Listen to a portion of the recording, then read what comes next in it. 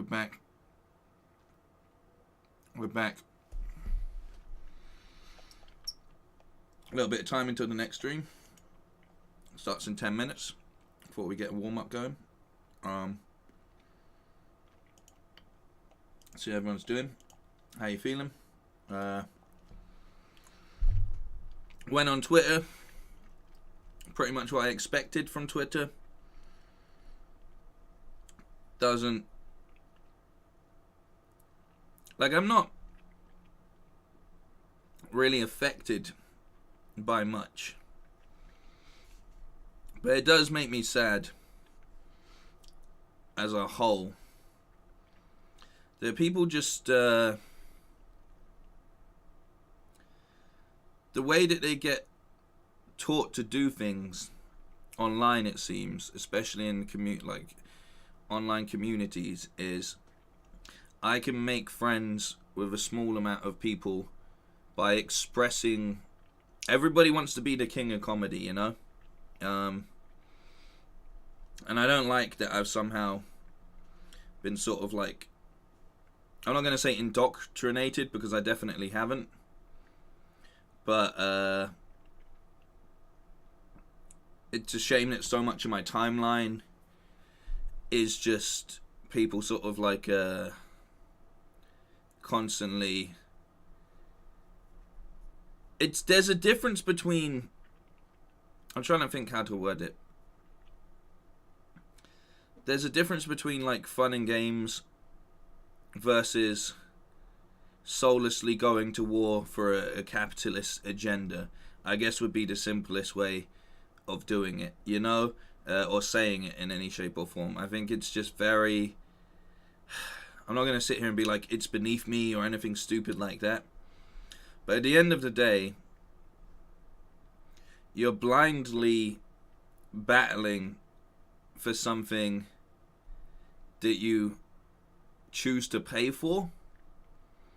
Like, yes, these things bring massive enjoyment into your life and things like that, but you're blindly shitting on people's work that they may have spent years working on, in an industry that underpays them a lot of the time and forces them to crunch the hours and all of that kind of stuff just to ensure a product even gets out of there, for the sake of quote unquote clout, you know, so you can go to bed and feel like you had enough instant gratification that you mean something to the world. And I feel like people should really have things in their life that create better forms of value overall, is how I see it. And I think on the most part, what's sort of even more a shame about a lot of the like online gaming community is that a lot of these people aren't really like the kids and stuff. The kids are too busy just playing Minecraft and Roblox and games that don't even really put them into any sort of console war or scenario like that. The people that feel so loyal to these brands that have been around for almost 20 years and such are fully grown adults, essentially. It's basically like the boomer side of social media just going to war with themselves a lot of the time, you know? It's like these people that literally have kids themselves that go online to go on Twitter to feel validated and stuff with this. And it's not even like a challenging opinion, because at the end of the day, you're deliberately saying stuff and doing these things to be further validated by people that already think like you. It's just, it's just a bit like, come on, man. Come on, bro. I think there's a sort of beauty in being able to pull out the small positive things that you can. Like life itself is depressing enough. Why do people get such an enjoyment by further trying to drag depression into other people's lifestyles, you know? Is how I feel. I don't know. Do you know what I'm saying? Like, I hate to get all deep and stuff. Like, yeah, do you know what? Overall, E3 has kind of sucked. And yeah, you know what? Overall, most of the Microsoft Xbox showing was pretty bad. But at the end of the day, there's whole people's livelihoods that rely on these situations. And while it may not be for you or for anyone, like, I thought the Square Enix showing wasn't actually that bad until I went on Twitter and suddenly it was like the worst thing. Somehow it was just as bad as the Xbox showing and things like that. It's just people are so ready to just pounce on everything and be the first to get in the little shot to the ribs and stuff. No one, there's not like people aren't rallying behind communities that celebrate things anymore. People rally behind communities and build these communities to tear things down, which is a bit like, you know, what would happen if the world started to fall apart tomorrow and everybody was forced to try and somehow collaborate to survive? It just wouldn't happen. It just wouldn't happen. Like, people would just kill each other over the smallest disagreement and things like that. But yeah, JTVJ saying a big part of it is brand loyalty, which comes with the cost of investing in a single platform. Many choose just one. It's nice when you can experience all of the platforms. Well, yeah, exactly. You should be able to just ultimately play across the board and play. It's like it falls into that sort of, it's similar to sports, but at least in sports, like, people go out and they earn that loyalty and investment and things because of the way that they play and so on and so forth. Whereas this is just, no matter how much you back behind something, ultimately you are just throwing your money into that. It's not like I'd completely understand it if there was like this massive warfare behind, like, say like you've got esports and stuff. People don't rally behind esports. I'd understand if there was arguments and all of this sort of like bringing things down when it comes to esports and things like that. But it's not. At the end of the day, it's just something that you're giving money to, and mass amounts of money to, across the board. And not everything, I don't know. I honestly, I don't know. Not everything is not everything needs to be tribalism, you know, and cannibalistic. McDonald's on deck. Like, it's like, imagine if people felt this strongly about McDonald's versus Burger King and so on. Like imagine if people spent every single part of their day, or the majority of their day, making memes and finding people that are online and share, like someone that likes Burger King, and making their day worse because they don't eat McDonald's. Like, it's, you know, it's still, we're all consumer sheeps at the end of the day. You've just chosen to go to a different slaughterhouse. Like, that's what it comes down to, you know? You're all still getting pumped for your money all of the time. You're not getting paid to be this level of marketing or anything like that. If you had a real passion for it, guess what? You could go and study and become part of their PR team and turn all of that loyalty that you have into an actual income. But people don't do that. It's just this instant gratification that, like, I spoke shit to people online, so therefore go me, and those few people that also like the thing that I like backed me up on it, so yay, you know? It's like shouting into an echo chamber. Like, what is the accomplishment in shouting into an echo chamber? Of course, you're only ever gonna get the same feedback. I don't know. It's just, it's just stupid. And like I said, I don't really care so much about the Xbox side of things, but like, I thought Square Enix did a decent job with their overall showcase. You know, I feel like they did a basically decent job with their showcase, but people were just being absolutely like mean about that as well. Like nothing is good enough for some people overall, you know? Bitching and moaning generates more clicks and interaction. I mean, it does to a degree, but I think it's like, it just, like, what is that? If you have nowhere for that interaction to go, what do those clicks and interaction ultimately mean? It's vanity stats at that point in time. If you're not like monetizing it or something, then it's just vanity stats. It doesn't improve your lifestyle in any shape or form, you know? Which again, that's a bigger issue, because it's like a lot of people just see. I think the greatest example of that is ever since people realized that some people get paid mass amounts of money for being on, say, like Instagram or something, everyone just assumes that you need to have a following or whatever, and then you can monetize that following. But what they don't understand is a lot of that monetization actually comes from brands and products. So if you spend all of your time being a negative account, a brand or product isn't going to pay you any money to do that, because they have to be safe for the general consumer. Like when you're working with a brand, like a lot of the time, guess what? You can't swear. You can't say anything that's too harmful. You can't alienate any groups of people, because ultimately that brand wants to sell to all of those people. You know, it's just an endless loop of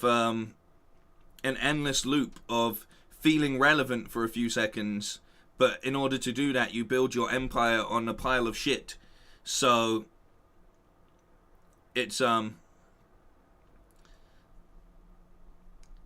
you know what I'm saying? But vanity is a thing. It builds identity. But this is what I'm saying. Blindly backing a personality, or blindly backing a product, actually isn't personality. You know?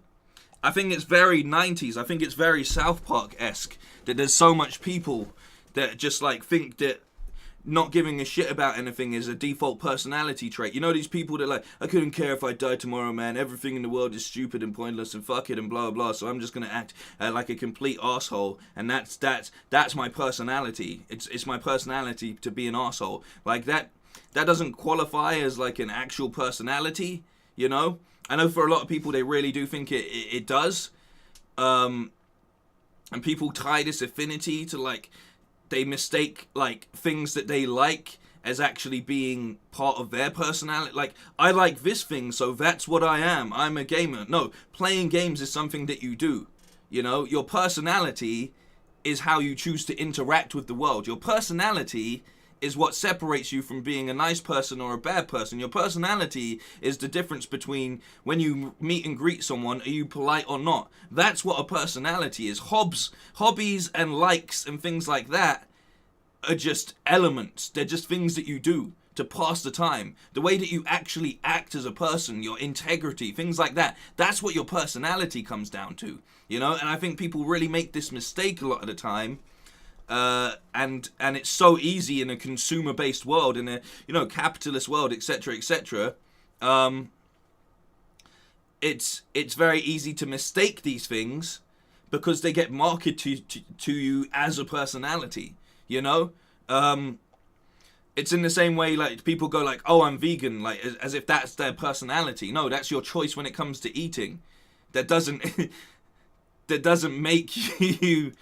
Like, that doesn't change how you think or feel about things in the world. That doesn't change how you interact. Like, you know, your personality is where you draw the lines on things like your politics or the kind of friends that you keep in your company and things like that. Overall, can give an indication to where you are as a person. But most of these things don't even contribute to that sort of thing. I don't know. That's just how I feel. I think Ballistic sort of sums it up here as well. I feel sorry for the devs. They put so much time into games for people to come and talk shit to them. Exactly. Like, it's armchair critics just gone to the hyper. Like, absolutely to the hyper situation. I'm preaching a little. I'm not preaching. I'm giving you my opinion on the situation. Like, I'm not forcing anyone to think or feel in the way that I'm doing. I'm just giving you my feelings, why I feel at this point in time. Like, well, what's the point? Like, what's the point in all of these companies coming together? Obviously, for them, for their side of things, then they're not going to really look at anything, because for them, it's to make money. You know, it's for them to go and make money. So of course they're going to put on the next E3 and they're going to put on the next showcase, and they're going to keep continuing to try and sell this to people overall. Like, but my point is, why do this when overall the shift is massively of people just trying to tear down anything for the sake of that 15 minutes of fame feeling? That's how I feel. That's legitimately how I feel. Like, it's not a preach to say that. It's an observation from having to watch and see it over the past however many days. You know, it would be nice. It would be great, and maybe I need to find and change my circles and stuff to find a situation where people don't always do this 24/7 and actually have a different approach, you know? Like, that would be absolutely awesome, to be in a situation. Why have they not got any sound? Why is there no sound on this? Hang on.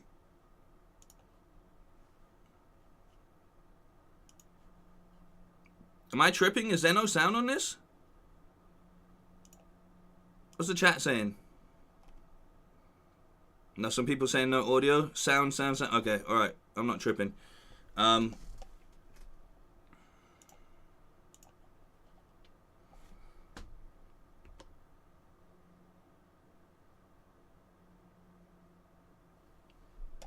But that's what I'm saying.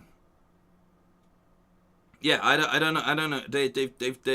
They've not got audio in their stream, which is a little bit disturbing.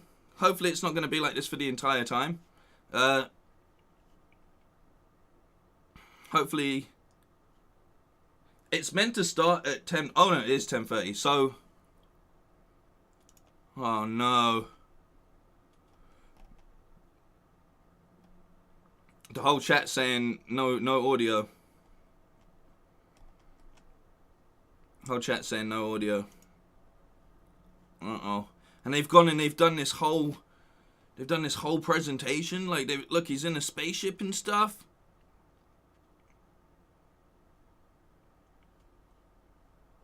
You were able to finance this. Someone's just turn it up. All those black market graphics cards you've been hoarding. Ah, yes, a crime with absolutely no real-world consequences. Hey, Frankie, wait a minute. Is that a 65-ton catapult mech model CPLT-C1 as featured in MechWarrior 5 Mercenaries? Sean, I always knew you had immaculate taste. It most certainly is. I can't wait for this year's significantly more weaponized PC gaming show to go off without a hitch. Which reminds me, Debbot, can you run a quick hitch scan? Yes, Sean. Of course, Sean. Did they know that there was no audio? Oh, and I also want to warmly welcome someone new to the crew. Mika Burton, welcome. Hi, everyone. I'm so happy to be here and look forward to bringing all of you fresh new PC games and hardware. Hitch scan complete. 0 hitches found presently or in 13,908,665 possible futures. Hooray! Yeah! So what's the plan, Cap? Well, Frankie, Debbot's gonna send you the coordinates for your first target, now. Your targets might be exclusive interviews, trailer premieres, or any number of amazing new computer games to beam down to the fine people on Earth. Mission received. Now, this is gonna continue until I like all that the they've targets are fired and our mission is completed smoothly. They've created the and whole without spaceship. a hitch. Isn't that right, Debbot? Yes, no hitches located, Sean. Not a single hitch in sight. But first, let's teleport down to the stage to check in on E3 happenings. The only reason we're allowed to legally be back on Earth.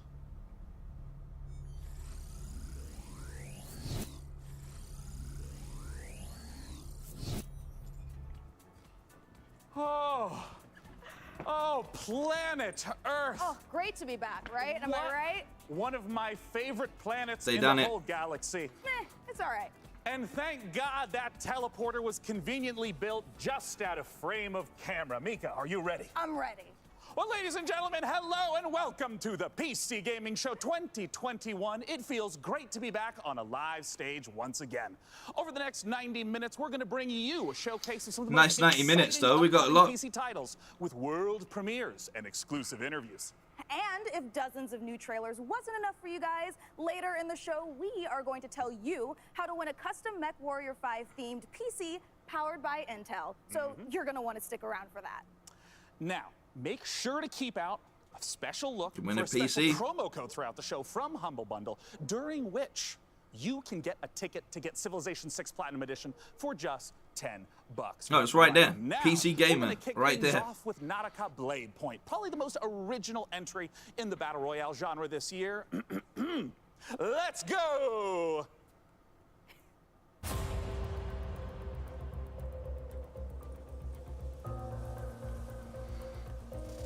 I did watch the Bethesda show earlier, Andy. Is this the Battle Royale? I think this is the Battle Royale, right?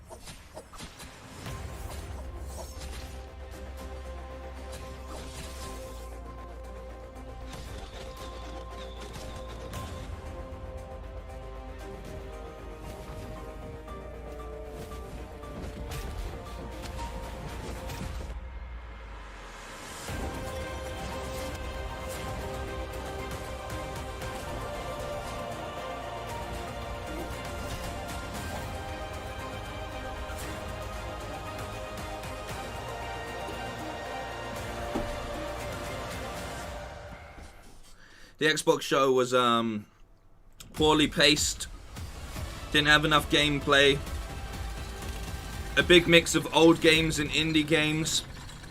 Some of the new stuff they did show looked fairly interesting, like Stalker 2 looked alright, which is a timed exclusive anyway, and Forza looked pretty good, Halo looked alright, and the multiplayer is free, which is really good to know, which is a smart move as well. 12 Minutes was shown off again in there, which is a really interesting looking game overall. But other than that, just too much of a focus on stuff either was already out or just doesn't compel or catch your interest as far as things go with the idea of AAA gaming in this day and age. You know?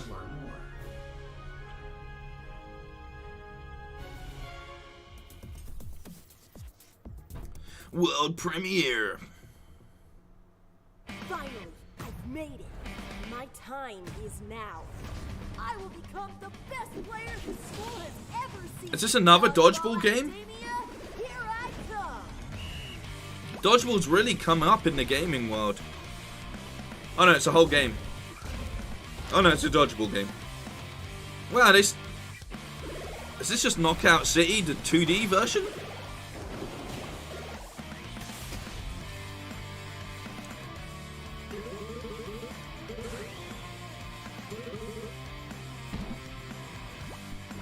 Beat down Boris. Alright, I'm on board. It's a game that you can beat Boris over the head with balls. I'm in.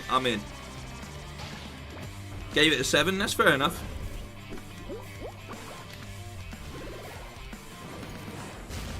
This looks better than Knockout City.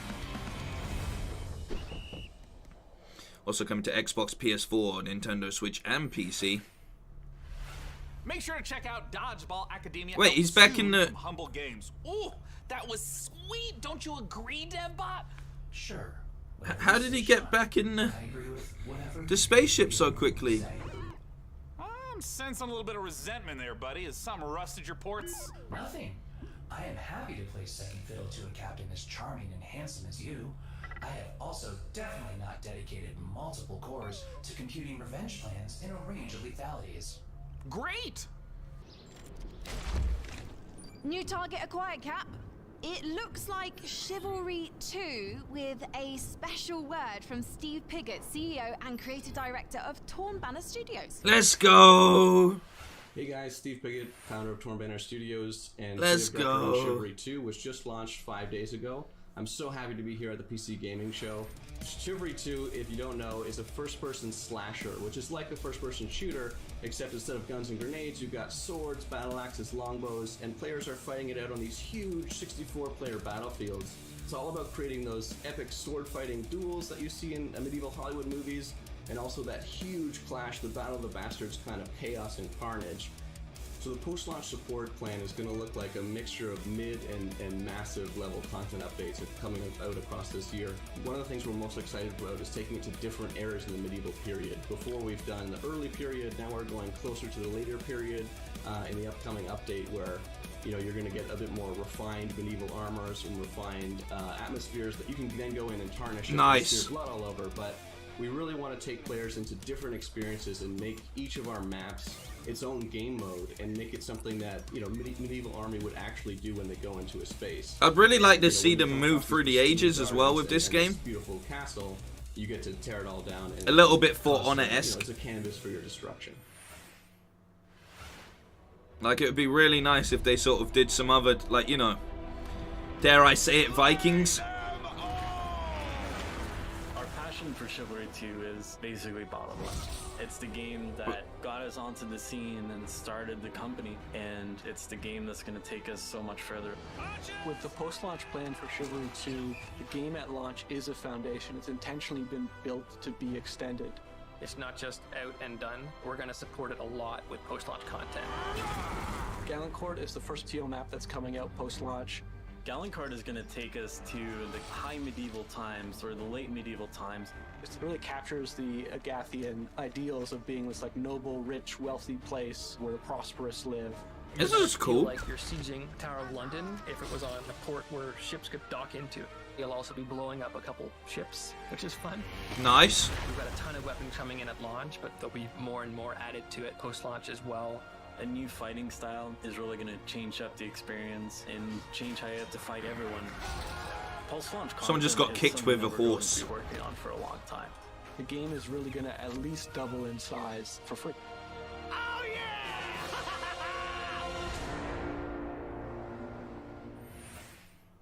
I'm not mad at Next that. up, we have an exciting look at Dying Light 2, and make sure to stick around to find out how you could win a custom Mech Warrior PC from our friends at Intel. I really like their green screen setup here.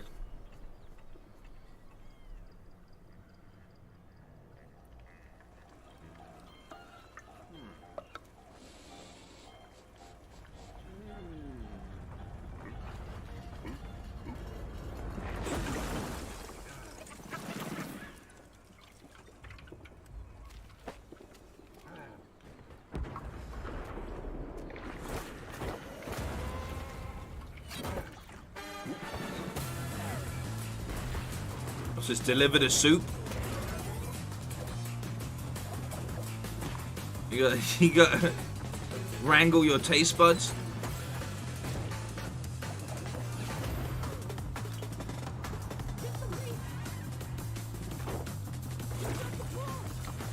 It's a giant meatball.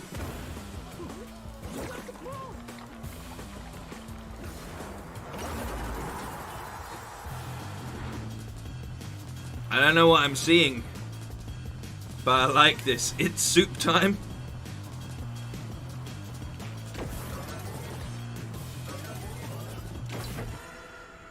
This looks super. They showed this one yesterday?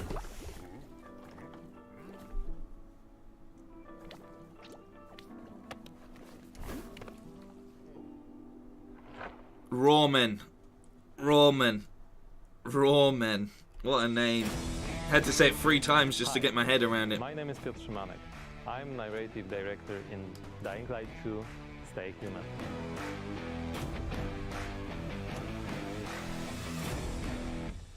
Today, especially for the viewers of the PC Gaming Show, I'm gonna tell you a little bit about the Dying Light universe.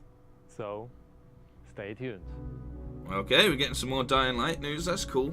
Every tragedy begins somewhere. This one started with a virus that escaped from Haran, the city we met in the first part of the game, and it reached the whole world, including the city where Dying Light 2 takes place. Remember January 6, 2025. That day, later known as Black Monday, the military ordered chemicals to be dropped on the city. It was a mistake, a huge mistake. Oh no. The chemicals mixed with water penetrated the soil, killing plants, turning most people into bloodthirsty monsters. Don't think of them as zombies though. They are more like half-alive, suffering people who attack everything that lives as a result of their pain and rage.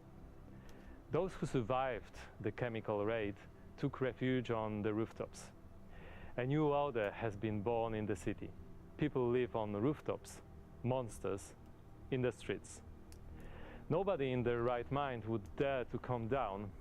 Well, let's say almost nobody. The exception is the main character of Dying Light 2, Aiden. But why is he braver than others? How did he develop such a unique parkour and combat skills?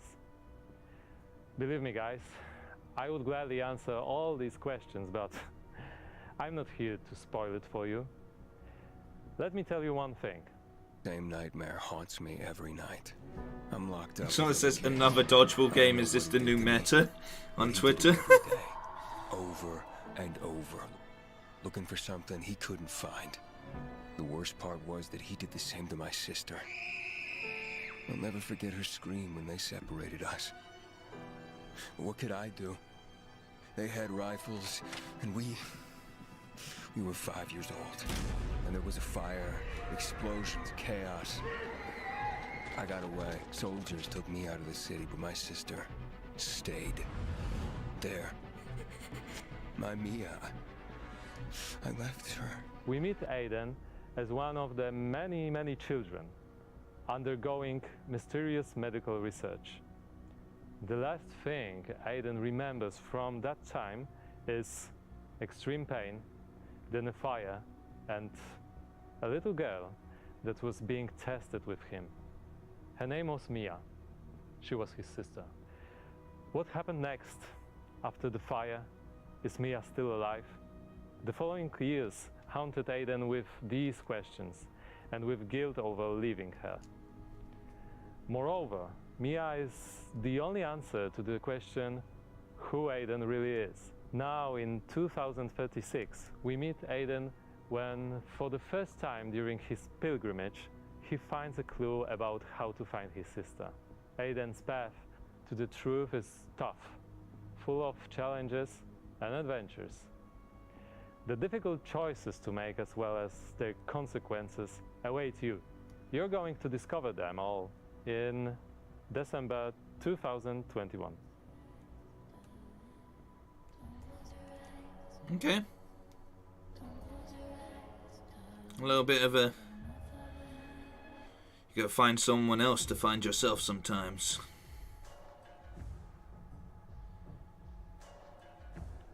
Dying Light's gonna be a fun one to stream.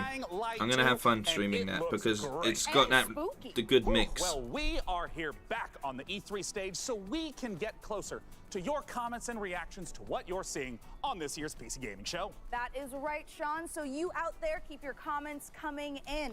And as you're watching this year, we want to get your input on a subject that Sean and I are pretty passionate about, PC building. So this year, we've put a number of prototype PCs based on MechWarrior 5, but we're only going to manufacture one of them. And you get to pick which custom design becomes our flagship PC for this year's PC Gaming Show. Is that the PC itself? By the 11th Gen Intel Core i9 processor. That is correct. Each of the prototype PCs that you see before you on the screen are paired with one of the 6 factions of MechWarrior 5. The Free Worlds League, the Draconis Combine, the Federated Sons. Which one do you like the most? Confederation, and more. So cast your vote now for which faction and custom PC you want to win. Put the numbers in the chat. I'm currently personally pulling for the Draconis Combine because, as you can see by my beautiful patch, I'm the biggest fan of MechWarrior 5 on the PC Gaming Show. Well, all right. Well, we'll check in later to see which group survives this MechWarrior showdown. But for now, let's check in with our very own mech pilot, Frankie Ward. 3 and 4 look exactly the same. A closer look at Sega and Amplitude Studios' upcoming strategy game, Humankind.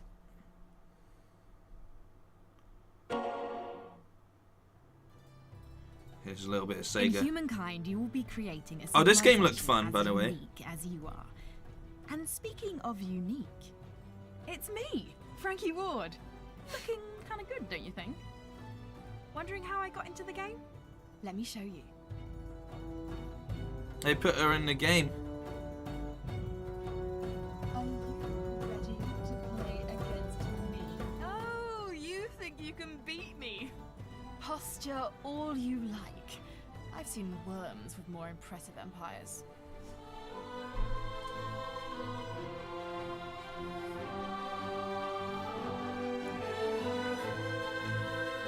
Get the closed beta now. I want my PC case to be sleek. This was abrasive. Play against me in the Humankind closed beta, starting now. She should just host it all. They put her in the game. I'm not mad. That's right, Thomas. Don't be mad.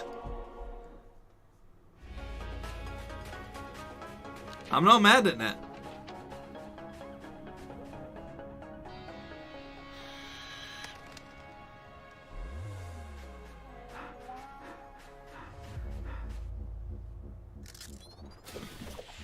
Vegan VR King in the chat, how's it going? AKA Ruben in the chat, how's it going? JT VJ in the chat, Jeffrey Thomas, Alien Invention in the chat, Callie Simpin in the chat.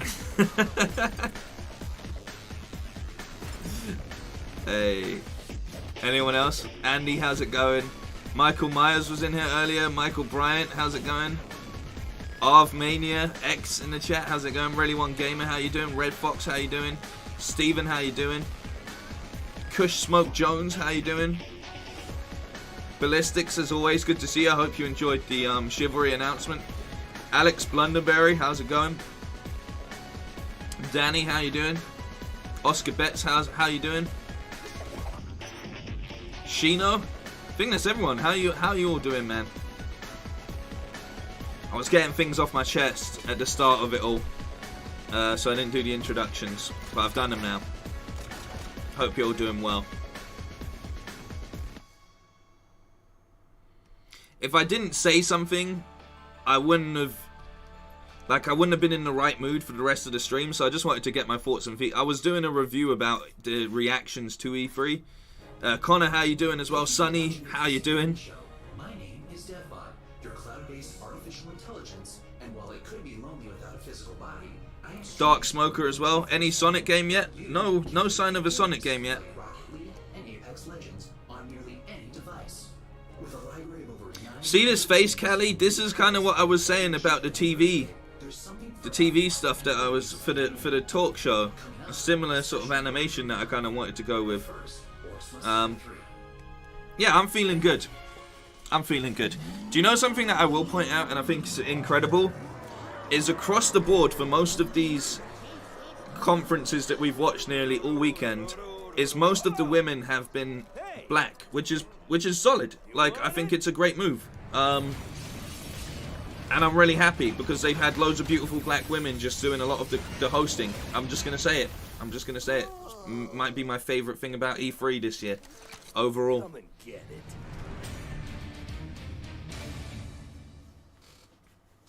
Well, it's about time. Joining me to talk about Orcs Must Die 3 from Robot Entertainment is. I like the presentation of this show as well. They've done I really like these setups. Hey, Sean. Glad to be here. So, for anyone who's never seen an Orcs Must Die game, what is the Orcs Must Die series all about? Well, Orcs Must Die 3 is a third-person tower defense game. So basically, there are tons of orcs and bad guys trying to get into these rifts, and the player has to stop them. You gotta kill them all. Tons of weapons and traps and tools to do this, and while you're defending the rifts, you can play solo, or you can invite a friend and play co-op. Now, since this is the third game in the series, About effing time as well. Exactly. There are TGK, how you doing? campaigns, but the main new story campaign takes place about 25 years after Orcs Must Die 2, so not only will the fans be able to catch up on any new developments with the Order, but they will also place some new heroes in our all-new war scenarios, which are these new massive levels where you fight hundreds of orcs on the battlefields outside of the fortress themselves. So you're fighting indoors and outdoors, which is pretty new. We have a new mode called Scramble. It's basically adding random elements against the player, making the levels more challenging. I want to know about the toys. What are the new weapons and the new traps that are coming? We added war machines and war guardians. So a war machine is like, there are these massive traps, like you might release a giant tornado on the battlefield, or you climb into a catapult and you'll fire at giant orc armies. And then the war guardians are it's like putting other war mages on the battlefield with you to fight with you, except they have their own attacks and their own special abilities. Well, I gotta ask then, when and where can we play Orcs Must Die 3? So OMD 3 is coming out on July 23rd on Steam, PlayStation, and Xbox, and pre-orders start today. So you should rush off to Steam now and put OMD 3 on your wish list. Well, thank you so much for joining Some us of these here will on be Jones. Once again, cheap. That's the one good few thing more about weeks to PC wait games for as well. Orcs Must Die 3. This is For such now, a match it's time grab for us bag. to take a look at Vampire the Masquerade Swan Song. She's the son of Michael from GTV. 4, 5, thought he said War Gardens. 7, 8, 9, 10.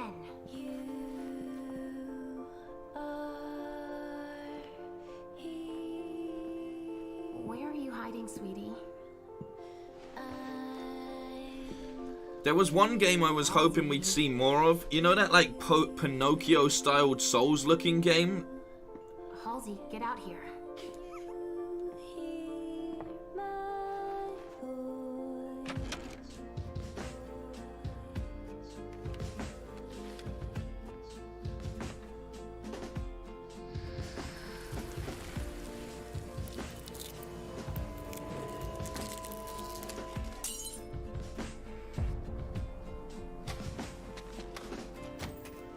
You come for me and mine.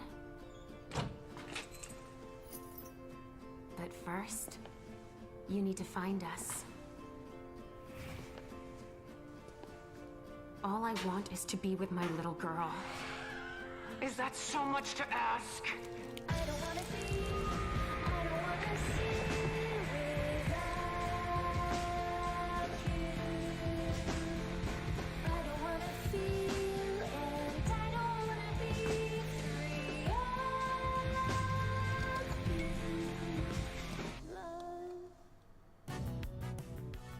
Hello, this is CERN from Passion Republic Games. We are a Malaysian-based indie game studio working on Gigabash, a multiplayer arena brawlers inspired by kaijus and heroes. Gigabash? Today, we'd like to showcase some new and exciting gameplay footage of our oversized characters in action. Please, enjoy the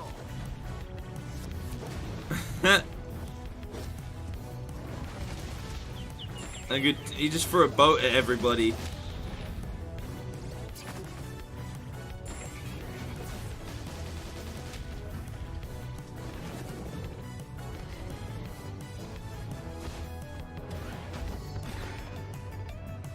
It's on PlayStation.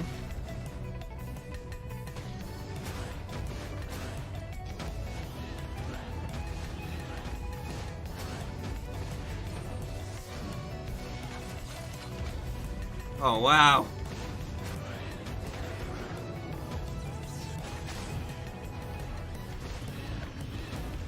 Yeah, it is like Ruckus. Smash Bros with kaiju, say no more.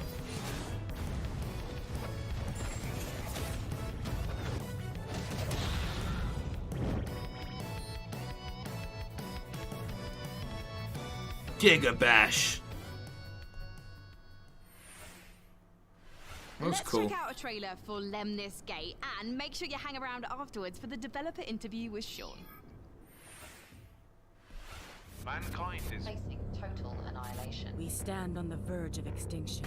Infertility spreading across the globe. Humanity's last living generation. a major scientific breakthrough. Yet there is hope for our future. The project known as the Lemnis Gate. But if we are to survive, first we must go back. 3, 2, 1.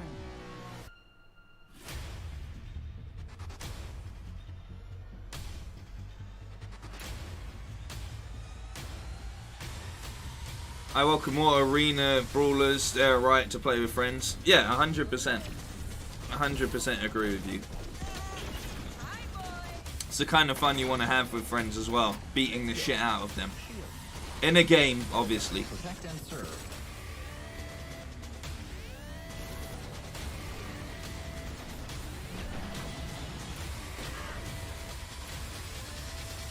You have only one mission. Activate the Lemnis Gate. The Lemnis Gate.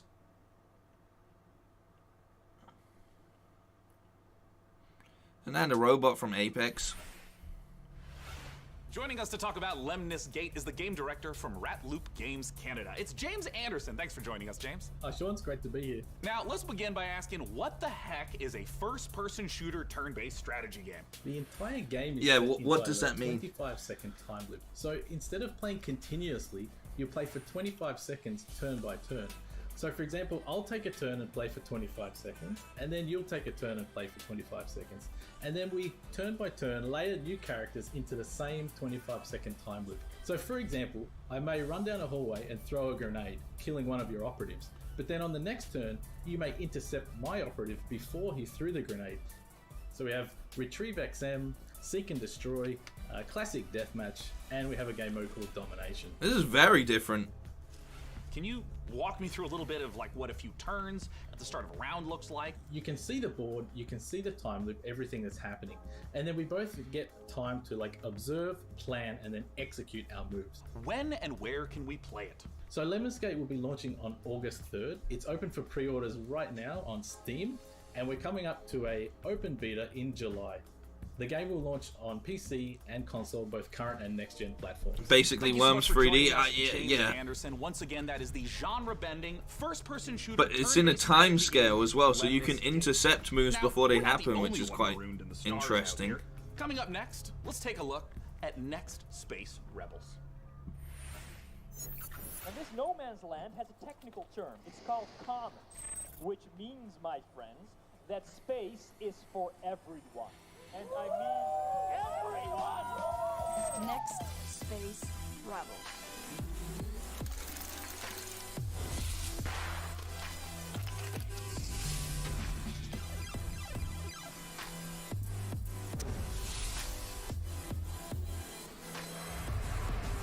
What is this? Do you build rockets and get YouTube followers?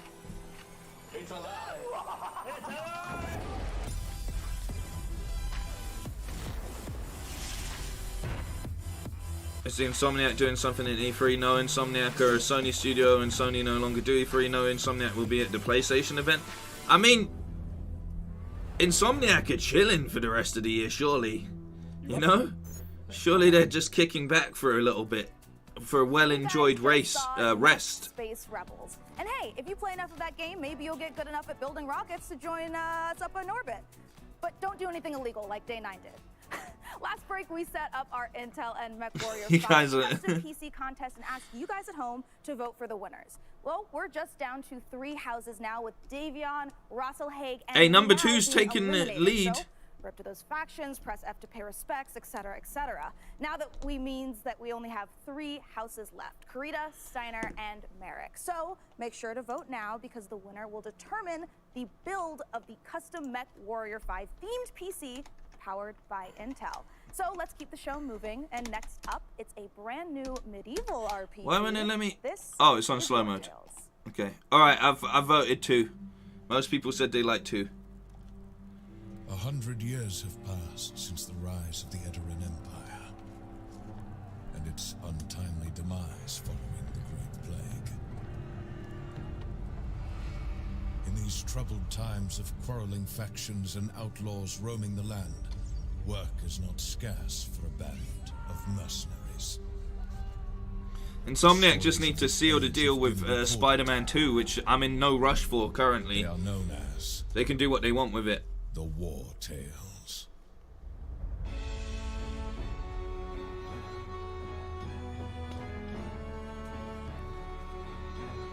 Tried to spam a lamb? I couldn't. They wouldn't let me spam a lamb.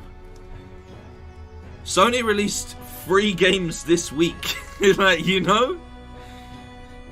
Like, they dropped like 3 games this week. Guilty Gear, Final Fantasy, and Ratchet and Clank. Like, they don't need to do anything at this point in time. They're literally kicking back. And Returnal wasn't even that long ago either. Like, they are absolutely chilling. That was the debut of War Tales, an open-world RPG from Shiro Games about leading a mercenary troop on a sprawling adventure. And speaking of mercenaries, plus they've been in E3 without being in E3. MechWarrior 5 Mercenaries continues. Stranger of Paradise, soon, PlayStation. So make sure you keep voting for the Kina, PlayStation. There was some other stuff as well. Sifu, PlayStation. /Intel MW5 for your chance to win. So, how about another game announcement? This is E3 after all. And this year's PC gaming show is so full of games set in space, it's starting to feel a little crowded up there. But the next game we have to show you It's is mad very they got special. these full-on, It's the world-exclusive reveal of Ixion, a deep settlement management game It's set in mad the stars.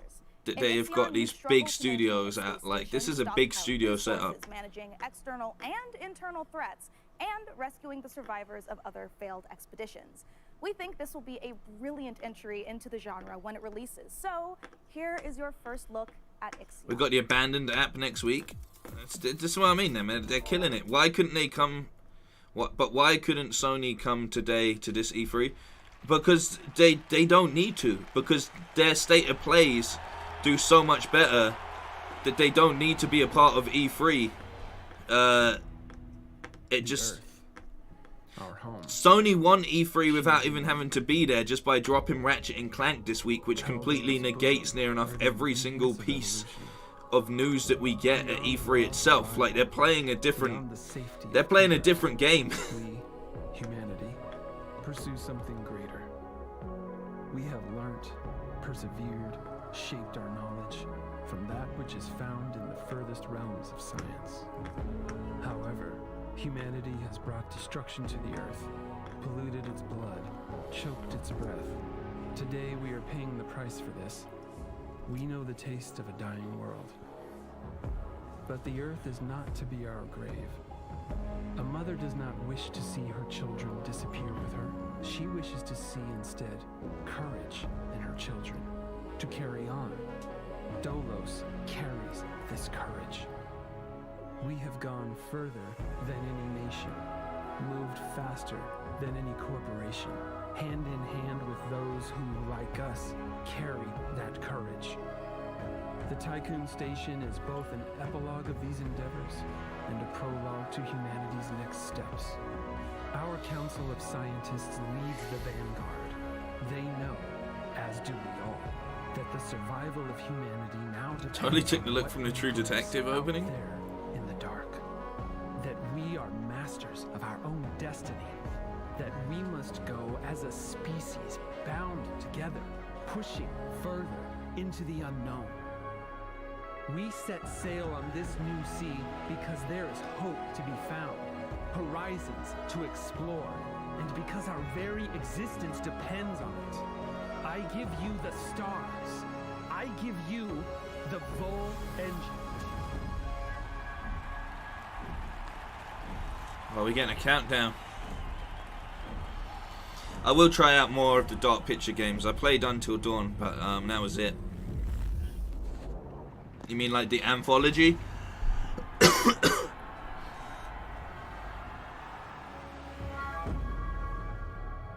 Oh, the trailer just got started.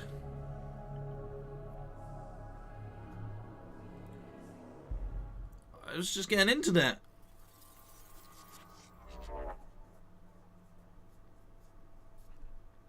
Like I was enjoying that.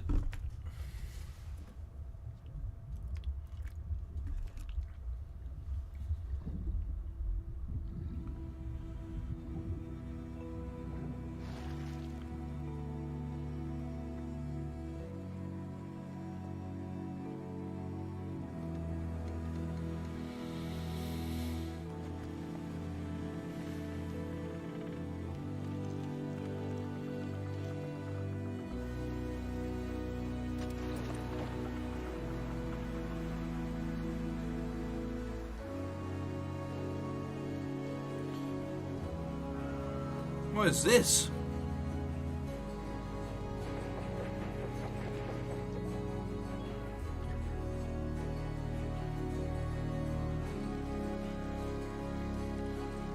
Just super chill.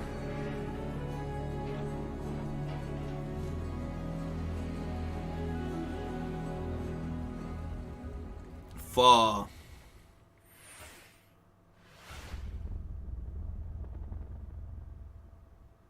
Sean, what if for one segment I was the lead and you were my sidekick?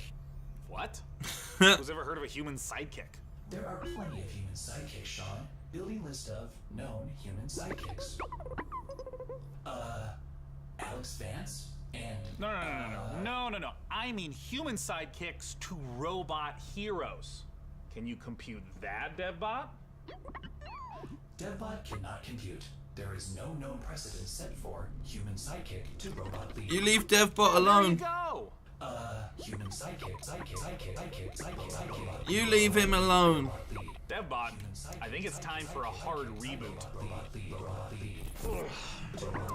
For Frankie, can you take was it over Changing while I sort this Tides? Aye. Let's take a look at the next game reveal. Hank from Detroit. True. That's a very good point, Thomas. He was a human sidekick. It's a good call.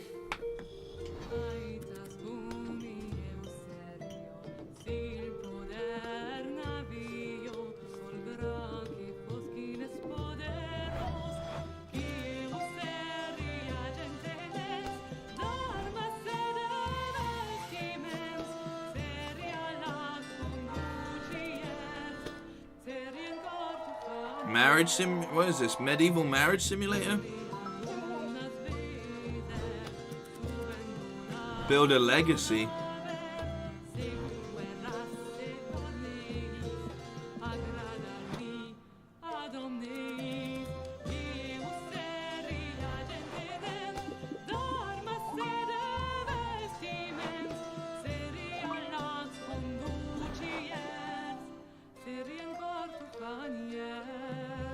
This looks like Game of the Year.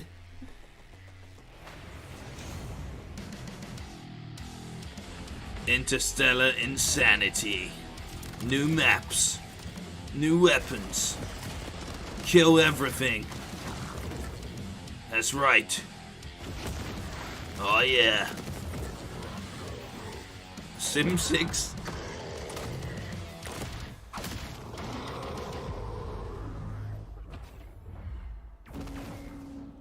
A little help would be appreciated. It's the PC gaming show, and when you're not watching, Add it to the list, also. What, the legacy game? to grab a priority membership trial in celebration of gaming. It looked like a dating sim. All the priority benefits, including faster access to playing your favorite games, longer playtimes, and the glory of high-performance gaming with RTX on. Act fast, the special offer is only available for a limited time. Still more to come, including Jurassic World Evolution 2. Yeah. and Word from Valve. But first, the captain of our program, Sean Day9 Plug, has an interview with Darian Katz from Piranha Games to talk about MechWarrior 5 Mercenaries. I'll be taking notes. We're getting DevBot, I love you we're so getting a much bit more more as a Jurassic voice World. Out of body. Let's talk about MechWarrior 5 Mercenaries, and joining us to do so from Piranha Games is the senior marketing and Is everyone saying add it to Darren the list? Katz. Thanks so much for joining us, Darren. Thank you, Sean. Great to be here. Now, the MechWarrior universe is gigantic. There's a ton of games in it. I even played MechWarrior 2 back in 1995. This is HQ. What is your situation? Hey, I was 5 years old.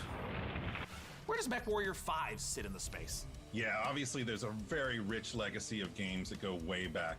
But in particular, MechWarrior 5 pays homage to MechWarrior 2 Mercenaries. But it has all this modern design and technology that I'm super excited to talk about with you today. Well, let's start at the real basics of what makes being in a mech and doing mech-on-mech combat awesome. You become a part of your Mech on team. mech And when you're combat. out in battle, it's That's not what just it's a all matter of about. pointing and shooting at everything. You're also managing your systems, whether you're shooting a lot of energy weapons or missile weapons that have high heat output. Well, you got to manage your heat so that you don't shut down in the middle of a battle. And when you're facing your foes, you can salvage. Wow, I feel these battle old. mechs. So if you see a mech that you want, well, you might not want to destroy it completely. You might want to take out its legs or take out its arm weapons so that the pilot has to eject, and then you can just take the mech. Now, in the last few weeks, I understand that there's been a whole lot of new content, both updates to the base game and a new DLC, Heroes of the Inner Sphere. Talk to me about what's in the DLC. Boy, there's a lot in the DLC. I'm excited about all this stuff. There's the new career mode. When you start with the DLC, you can import your campaign previously if you'd like to, or you can start over from scratch and start from any of the great houses. and then carve your path through the galaxy from there. Speaking of paths, there's new career paths, which earn you powerful upgrades for your battle mechs, and it's a really exciting new feature for me. And there's a new procedural mission type called Beachhead. This is a big one for me. Beachhead is basically you're clearing an enemy base landing zone for your invasion. Fuck yeah. Force. So mechs and metal. Planet, let's go. You're wanting to take out satellite installations so that the enemy can't communicate with each other. You're taking out artillery emplacements. You're basically clearing the path, as I said, for your invasion force, which leads to a really cool ending of the mission if you succeed as your invasion force comes down. And there's a new biome called Extrasolar Moon, which that's maybe kind of represented in the image behind me. It's a really cool lunar type setting that we haven't had before. And then there's a lot of new equipment and weapons, things like electronic countermeasures and other electronic equipment like Beagle Active Probe, Mask, which is a little like a turbo boost for mechs, new weapons like chem lasers, mech rifles, and stream SRMs. So a lot of new content. I'm really excited about it. It looks pretty good. Talk to me about what are the new different mechs, how do they play differently? The 7 new chassis of the Vulcan, Dervish, Corsair, Marauder 2, Champion, Charger, and Hatamoto Chi. Hey, little samurai bot. Yeah. So the first one I'll talk about is the Vulcan. It's a very unique mech. It's got the nickname the Scarecrow, which you'll see from the profile. It's just a very unique looking mech. There's nothing else like it in the franchise. It's a 40-ton mech. It's highly mobile, and typically it's used for reconnaissance or scout missions because of its mobility, so it can get in and out fast. You can, if you're looking for a specific target, if you're on an assassination mission, for example, you can get in there, find your target, get back out. Another mech that I'm super excited about, this is one of my favorites, is the Marauder 2. This thing is a 100-ton assault mech, and it is just huge beast. Yeah, it is gigantic, and it is terrifying to see it coming at you on the battlefield. Mech T-Rex. It's something we've talked about before. Modding. I know that MechWarrior 5 has a rich modding community. What are some of the amazing mods you've seen developed? There's simple modifications from HUD changes, changing colors, adding mechs, weapons, and equipment, to full conversion mods. We've got basically a mech commander mod in development that is just amazing. That's a top-down real-time strategy game. So really, anything you can imagine, somebody out there in the community is probably working on. Where can people go to get MechWarrior 5 Mercenaries? Yeah, you can pick it up on Steam, GOG, Epic Game Store, Microsoft PC, and of course, Xbox. Thank you so much, Darren Katz, for joining us to talk about MechWarrior 5 Mercenaries. And of course, a warm thank you to MechWarrior 5 for sponsoring the PC Gaming Show and giving me this cool patch. Coming up next, let's take a look at Silt. The T-Mex. Yeah. Sick. The T-Mex model. Oh, is he putting his consciousness in the fish? He did put his consciousness in the fish. That's new.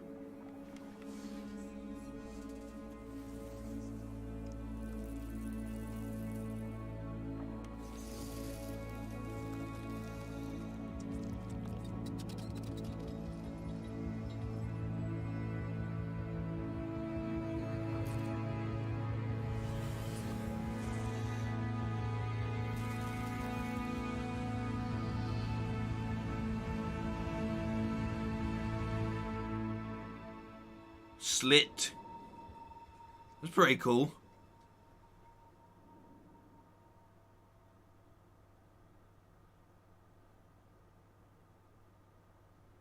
Slint? Is it slit? No, it's not. I read it wrong.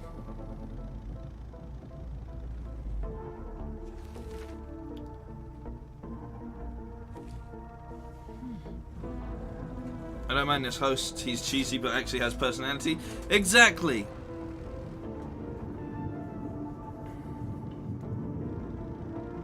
He's like... He's cheesy but he's not trying to force anything, you know? Slit.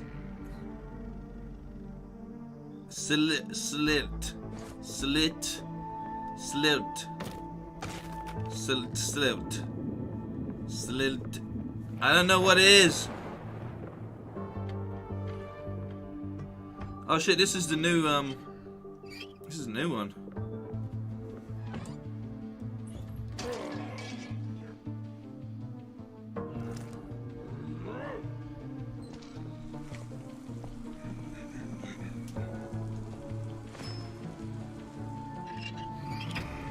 Hello, is it Hello Neighbor? Yeah, it's Hello Neighbor, right? Hello, my neighbor.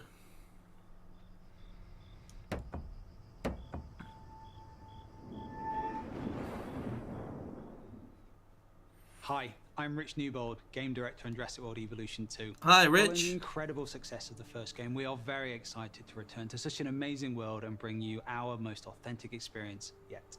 Set after the events of Jurassic World Fallen Kingdom, you will work alongside iconic characters from the films, voiced by original talent such as Bryce Dallas Howard and Jeff Goldblum. You will lead efforts to contain, control, and conserve the many dinosaurs now out in the wild. And for the very first time, you will be building parks and facilities beyond Isla Nublar as you explore new, stunning locations across the globe. Like where? Of course, it wouldn't be Jurassic World if it wasn't for the stars of the show, our dinosaurs. And we are thrilled to be bringing to life even more authentic species than ever before, including awe-inspiring flying and marine reptiles. So sit back and allow me to welcome you to Jurassic World Evolution 2. Yay. I liked the first game. As I said, I wanted to revisit the first game for the sake of stream, but now I can just play this one. Forgot the lessons. We abused our power.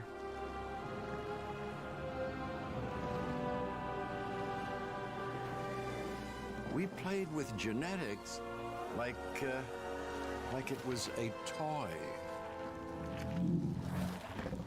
Like it was a toy. They mocapped real dinosaurs. And now, here we are.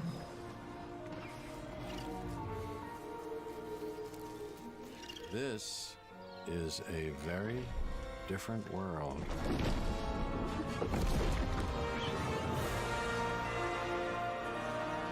It's a copyright strike.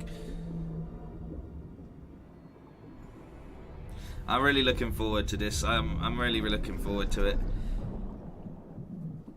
When? Give us a date, a proper date. Jurassic World Evolution 2, and you know, after Hold all on to your your butts. failed attempts at running a dinosaur park and getting all those people killed, I think this is finally going to be the one where you finally pull it off without a hitch. With a host of new features and new dinosaurs, this sequel from Frontier is an even deeper management sim with a brand new and original narrative. Make sure to wishlist it on Steam now for release later this year. Now, with all the games we've covered so far today, we're always curious to see what you are talking about. So far, it seems like the chatter on social media is all about War Tales, Nautica Blade Point, and unsurprisingly, Mech Warrior 5 Mercenaries. I have a feeling, though, that may change as we have plenty more to come. Let's now head on over to see what the folks at New Blood Interactive have cooking. Take it away. I swear this had a Premiere account. No, I'm kidding. It didn't. That was the other stream. Ultra kill.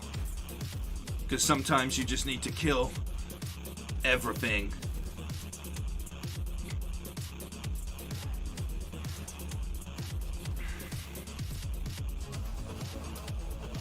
Unfortunate spacemen.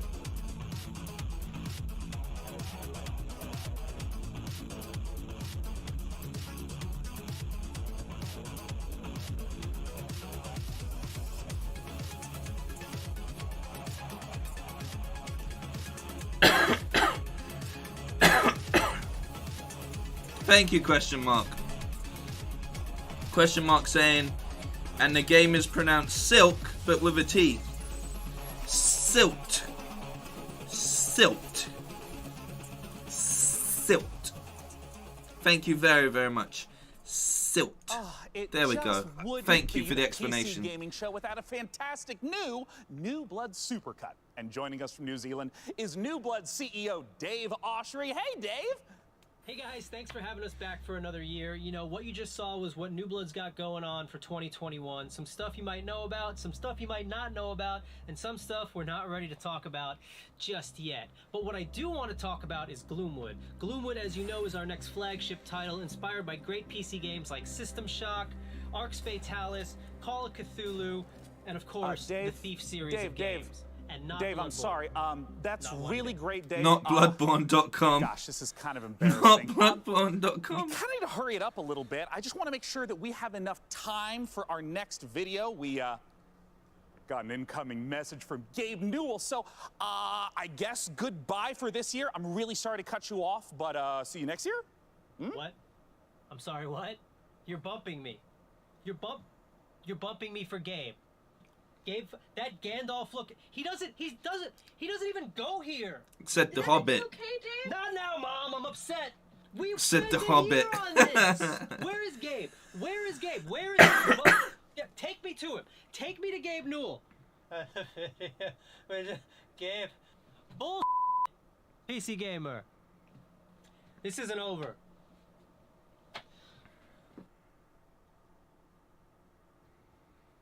I'm sure Dave is and will be fine. And if he's not, who cares? Because we have a special message from Gabe Newell. Take it away, Gabe. Hi, King Gabe himself. I want to thank PC Gamer for all of the opportunities it Here gives he us is. as All developers hail. to connect with gamers around the world and highlight the new and exciting projects we have coming. One of those for us is Steam Next Fest, an event we're hosting in just a few days to give players a chance to try demos of upcoming games for free. We'll be featuring some of the demos you'll be seeing during this week's PC Gamer event and dozens more. Here's a look at just some of the titles to be featured during Steam Next Fest. Welcome to Steam Next Fest, where we're showing a massive collection of upcoming titles on Steam. During the week of the festival, developers from around the world... He was like on a release yacht their or demos for something. you to play. PC Santa? Put on the gamer pants. Oh my god. So go explore... Gandalf. new titles. From first-time devs to seasoned pros, this is Steam Next Fest. Oh, fuck, some of those look pretty good. He's actually on a boat or something.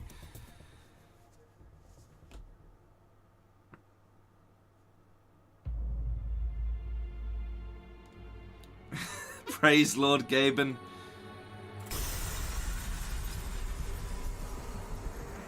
Gabe Claus. Oh, this is cool. What's this? I'm on board. You got the Final Fantasy sword? I'm on board.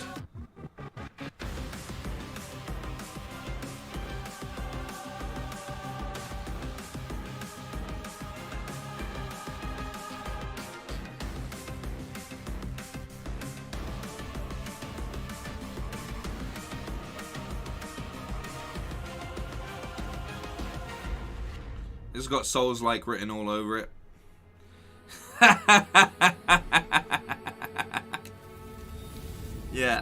Yeah, that's what I thought.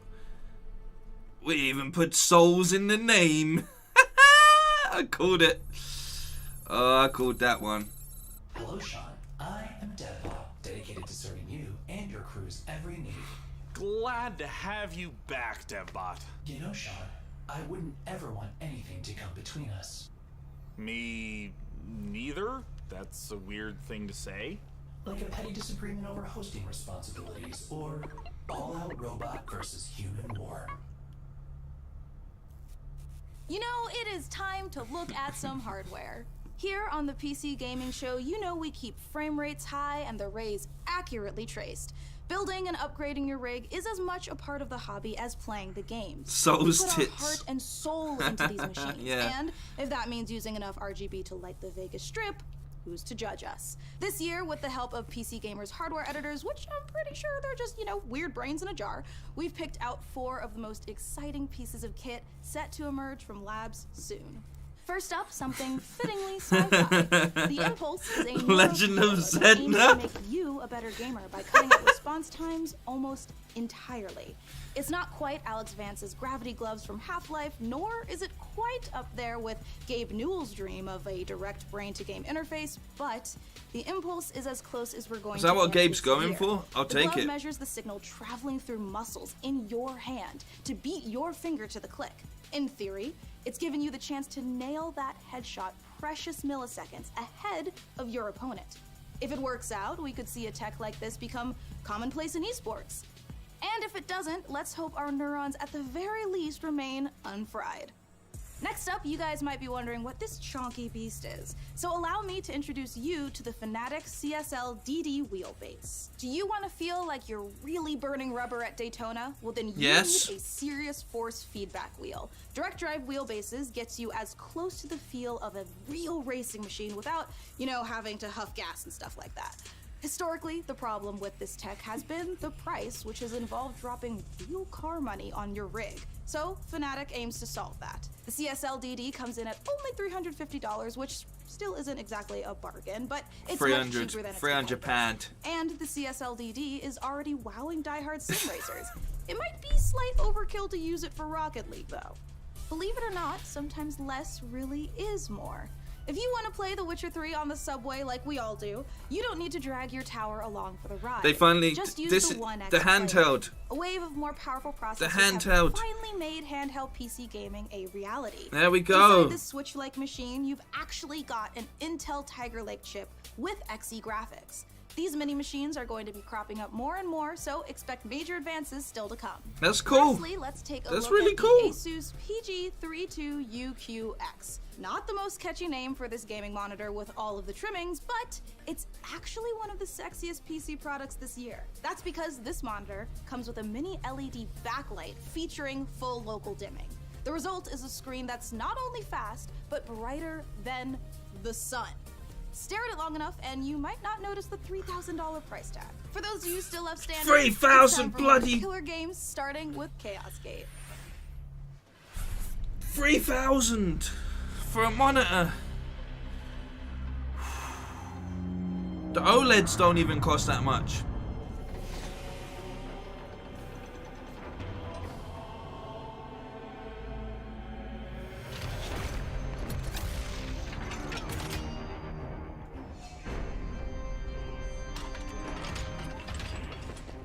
$3K, I'll take two. You gotta have the matching set. You can't just have one. Warhammer Chaos Gate. Nice. Full cinematic trailer coming out in August.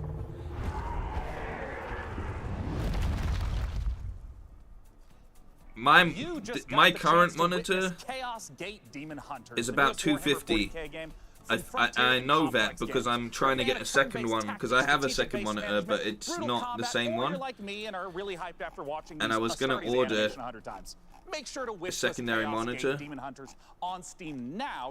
but it felt like I was just wasting money by doing so. Oh, it's $214 now. It's gone down in price. I will buy that. I'm gonna buy that later on today and treat myself.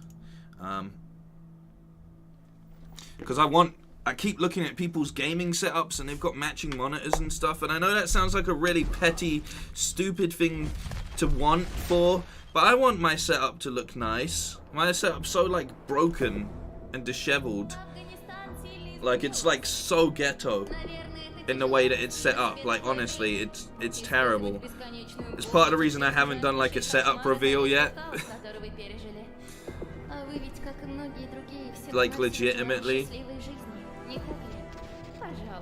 But for 200 I might actually buy the second one tonight. But then that's like 3 games or 2 games. No, it doesn't have the light sprited in the sun, unfortunately. So I'll read it out to you. I'll put it in I'll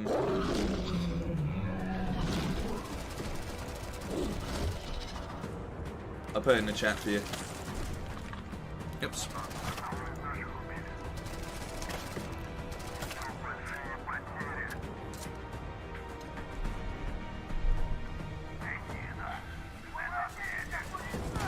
Хочешь устроить новый рейд на могильник? Сейчас это невозможно.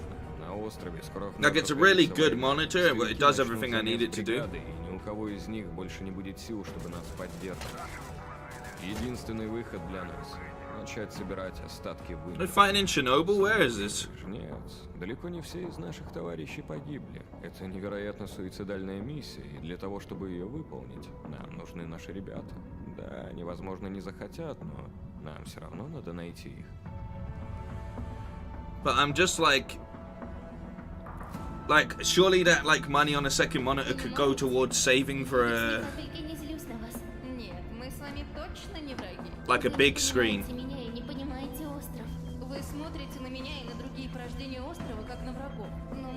Like I want an OLED. Just foreign language. It's just saying I'm here to kill chaos. Does look kind of Stalker-esque, doesn't it? Кто вы такие? Назовите себя. Мы здесь, чтобы передать вам прощальное послание, товарищ Волков. Химическое оружие уже уехало в могилу. No, it's not Stalker. I don't think it is anyway. But it looks different to Stalker. Like similar but different. The guns are definitely different.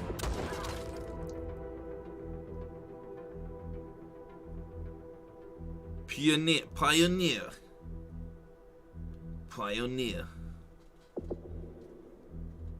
There we go. I mean, yeah, it's a game that exists in the world. Time is Looks pretty fun. out to vote for which custom He PC shot that you'd guy's like head us off. to This is the build. Walker. So vote now for one of the remaining Mech Warrior factions by typing into chat wherever you at home are watching. You lot are on So now fire we've got another tonight. stack of brand new trailers for you, beginning with a special transmission from one of our favorite games based in space, EVE Online. Would I rather have a big TV over a monitor? No, what I want is my current setup, and then I want a setup where I can move my PS5 over when I'm not streaming and not in this area, that I can actually go and sit and like watch on a good screen, and when I've got people over we can play on that kind of thing, or watch movies on that and things like that. That's how I feel.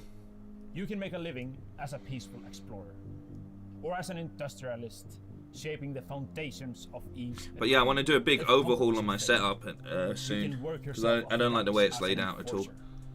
Or prove your prowess in a fleet as a soldier of fortune. Whatever your choice, we will lose many on the path of becoming a capsuleer. This guy is, You have what it takes. he is selling this. I don't know. In EVE Online, you forge your own path. This is EVE. You know, it's a crazy universe where anything can happen, and however you want to do it, go for it. I'm the CEO of a industrial corporation in EVE Online. We're a 5-man. Got about 20 minutes left for this showing, and then we're going to move into the future game show. Fully fitted chips in bulk. I want to be on the side of the people who are fighting against the oppression, against the bad guys, and it's like a project, and you're kind of putting the pieces together by getting the skills ready for the ship and all the modules, and that ship basically is the dream. You get to use cloaking devices, probes to scan down unknown parts of space, and there's always the threat of being discovered by another player who might be out hunting explorers. Your heart's racing, everything, you know, bullets are flying, ships are all over the place, and you start shaking because your adrenaline's pumping because you're gonna lose your ship.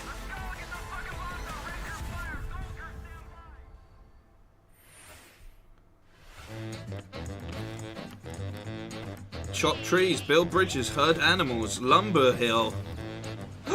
It's got pandas in it. I'm in. I'm in. Dinosaurs too. PvP.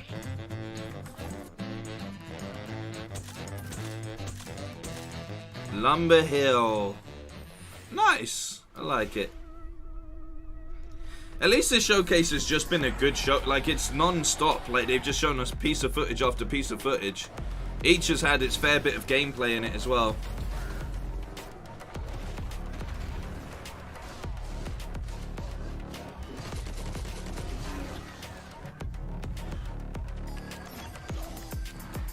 Mutate to become stronger. A 3D action road-like. I'm out. I am mad at that. Finally, a new world premiere.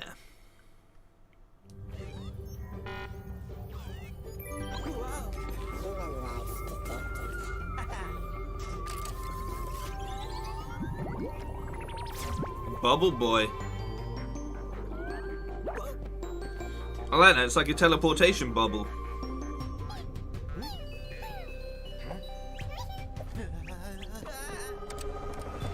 Oh no! Tinykin. Oh no!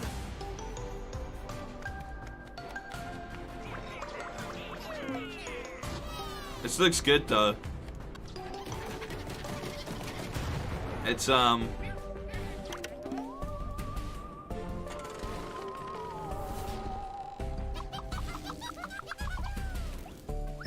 it looks like it's got a slight Rick and Morty element to it. Not massively, but just like you've got all these little things, and you're saving the little things, Morty, and you run around the world, and I'm tiny now, you know.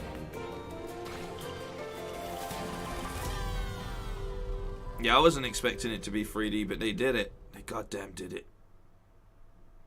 Chcielibyśmy zaprosić wszystkich widzów PC Gaming Show. We'd like to invite all of my viewers and fans of survival horror RPGs to watch our world premiere, which includes exclusive gameplays from the Mission, the Heist, the grand finale of our show, Chernobyl Light.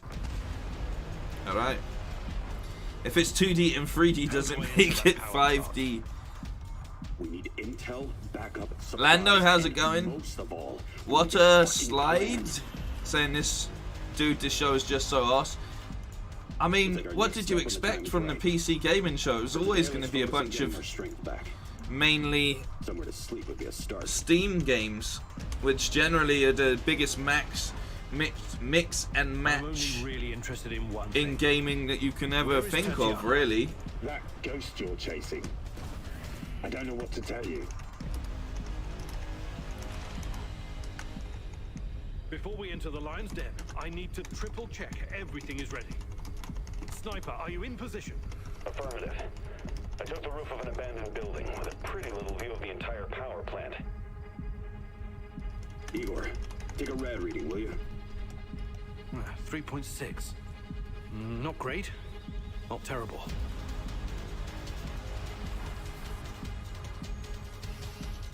Oh, Gun Guy Glenn liked one of my tweets. It's been years since we've seen Gun Guy Glenn in the chat. Coming up later, our friends at Games Radar will be bringing you the Future Game Show, a digital showcase of some of the most exciting games coming to consoles and PC in 2021 and beyond. It's all hosted by video game acting legends Troy Baker and Laura Bailey, and features even more world premieres, exclusive trailers, and in-depth developer interviews. And we've still got this coming up, you know? Make sure you check it out. We still got the Future Game Show coming Stick up. around, more trailers, interviews, and reveals coming up. I'll do whatever you say.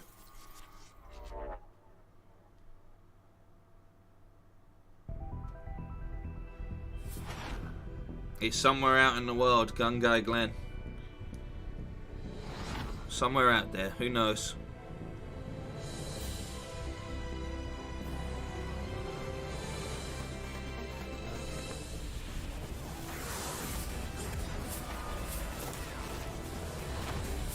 Yeah, Steam games are like you wait for the sale and then you pick them up. That's the best way to do it.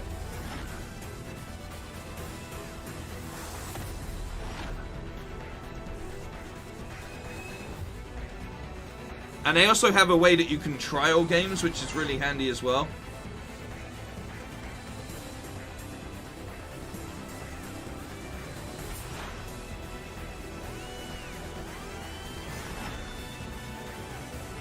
I have to get the stream ready for the next stream as well. So I'm going to leave you guys for a second, just visually. I'm still here audio-wise.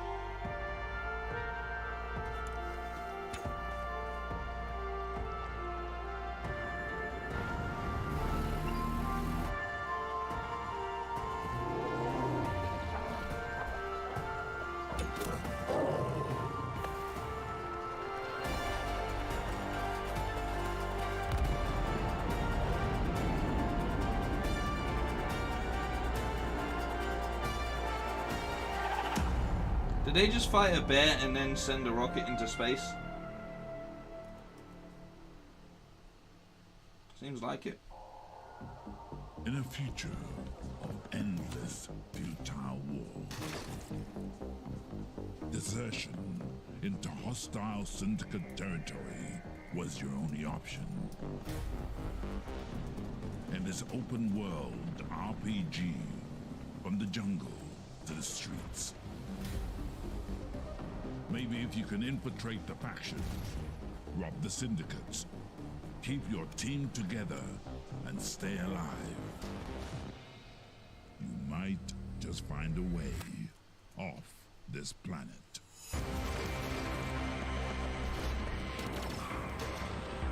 Mechajama. This is it, you guys. This is the final opportunity for you who are watching to decide which of these final 2 beautiful MechWarrior 5 themed PCs gets crafted for your chance to win, courtesy of Intel. Wherever you're watching, Up next is Future Game Show. Go crazy in chat with the color, house, or number of the build that you want to see. So here is where we are at so far. It looks like Karita is at 46%, Merrick is at 23%, and Steiner is at 31%. All right, you guys, if Karita's not the one you want to win here, you got to get to voting. And we are almost out of time to vote, but there are still some trailers left. So here is The Wandering Village. This game looked good. We saw this one on Day of the Devs. Looked really, really good.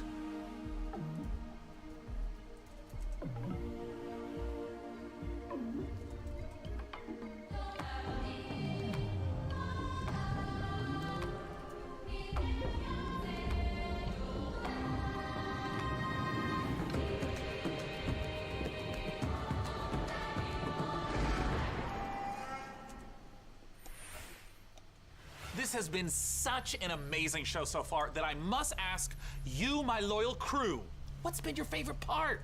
I definitely am looking forward to Vampire the Masquerade Swan Song. Oh, it's so hard to choose every year, but I think I'm gonna have to say Humankind, for no particular reason. Oh, no doubt. For me personally, I cannot wait for Lemnis Gate, because I gotta know what a turn-based strategy first-person shooter game even is. What about you, DevBot? I love the robot apocalypse. Wait, that doesn't happen until the end. Never mind. No, not never mind. What did you say? Wait, what? Oops, system malfunctioning. Well, sending the next trailer now.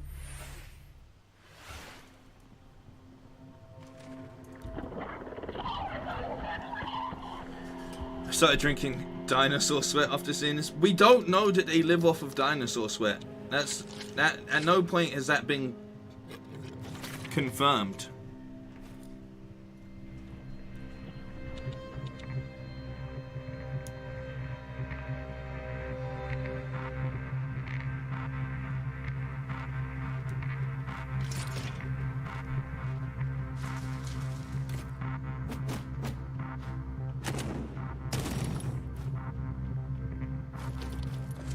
Did you have to kill him?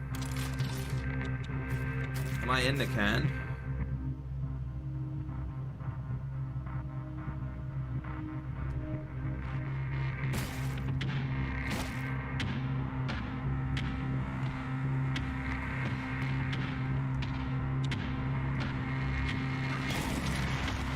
Rainwater. They drink filtered rainwater, surely.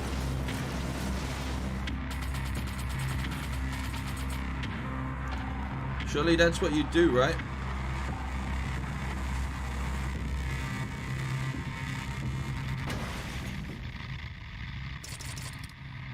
Death trash.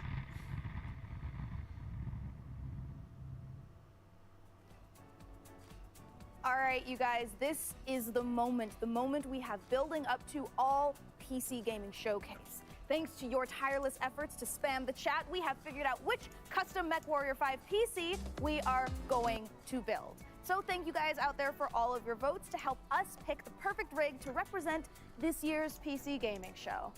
All right, Day 9, can I get a drum roll? Tom roll. Can I get it?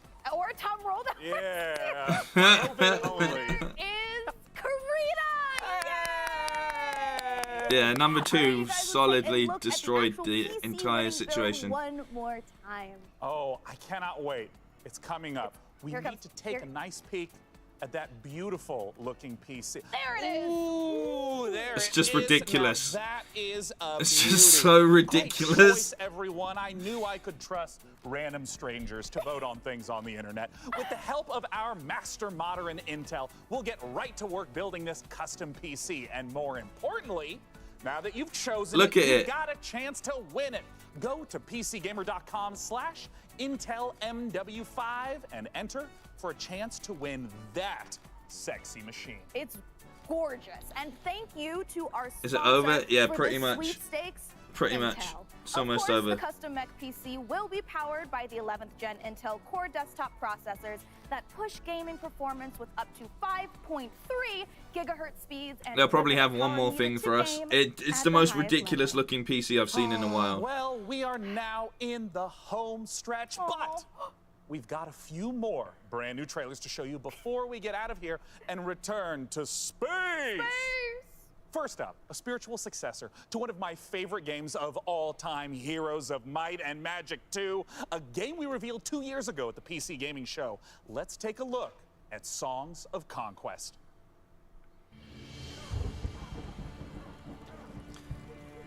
Right, I think I'm going to go toilet before the next one starts. So I'll be back in a sec. Enjoy this trailer.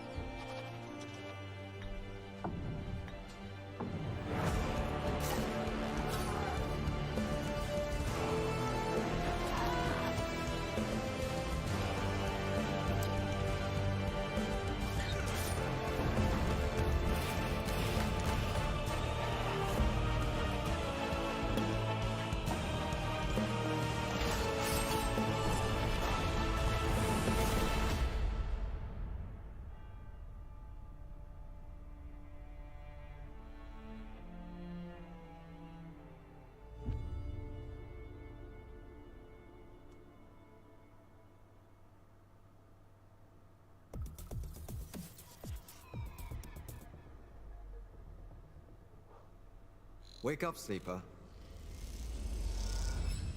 Dreaming again? Every cycle, you take your chances. You roll your dice. You do the work, get paid, survive. You turn up for your friends, or you don't.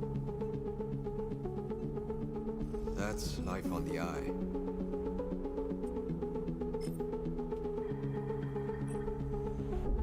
Wake up, sleeper. Your body is dying. Planned obsolescence. SNRP's gift for its escaped workers. But we can fight this. You can remake yourself here. They don't own you anymore. Wake up, sleeper. You are hunted. Break their locks. Access their secrets. We are waiting.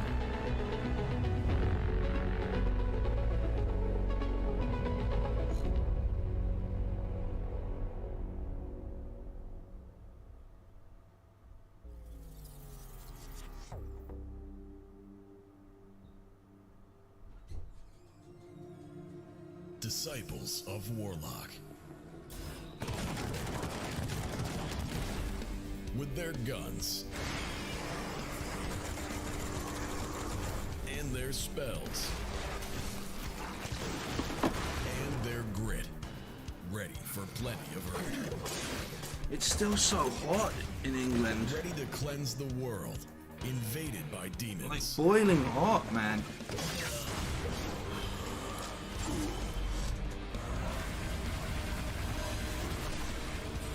Introducing Band of Warlocks. Because this time, one man is not enough.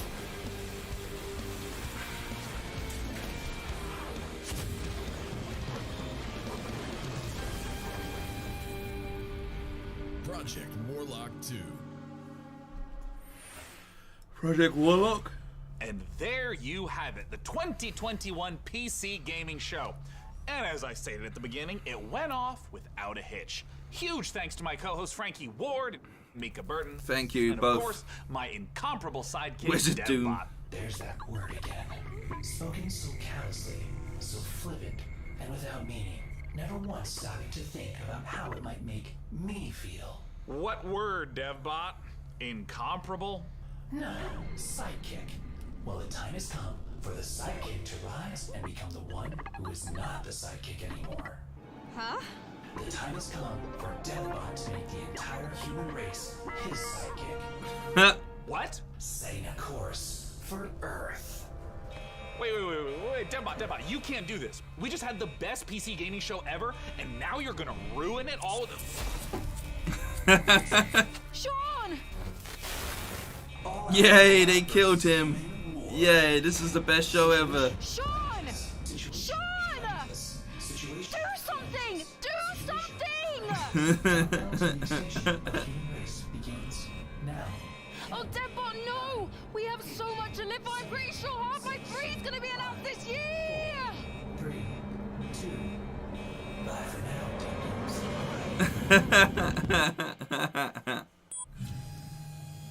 Yay. Best show ever. We just watched a murder. Oh my god, it was Nightbot all along. Oh no. Yeah. Oh my goodness, the dev. Oh my goodness, the DevBot just killed. Respect it. I respect it, man. I'm not even mad. Alright, we're now moving into the future game show. Changing the branding on the stream yet again.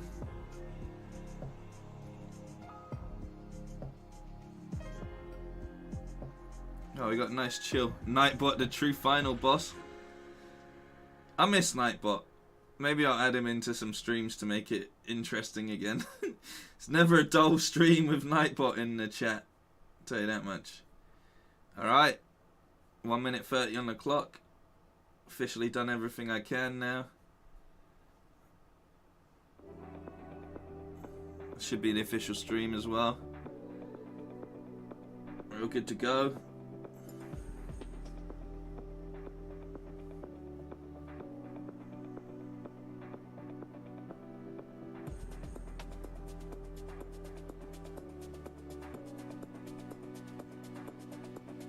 There we go. Might go now and get some sleep. I don't blame you. I don't blame you, Thomas. I'm sticking dedicated to the cause. I can't sleep in this heat anyway. There's no way I'd be able to sleep at this point in time. Been going hard with the streams. I appreciate everybody that's been a part of them. I really actually do. Kept me company throughout all of this. Would I have wanted to stream Ratchet and Clank? Maybe. But you know what? At least I've given people the time to get through the game themselves. So hopefully people will maybe potentially join for the streams this week for it, I think. Presented by the shittest hard drives ever. Is audio and stuff all good? Are we all good over it? Is everything doing alright? I don't know how long this show's going to be. Hopefully they'll tell us. I know for the Americans it doesn't matter so much because it's like your Sunday daytime, unless you're busy, but for the Brits and Euros it is slowly getting a bit later. Want to see Corrupt? Yeah, I don't know what I want from this one. Some future games would be nice. Live up to the title. But we'll see. I feel like there's a couple things we just didn't see this in any of this showing, which was quite unfortunate. Like, I would have liked some Final Fantasy 16 news, And we didn't get any of that. Which is upsetting. Because it would have been good.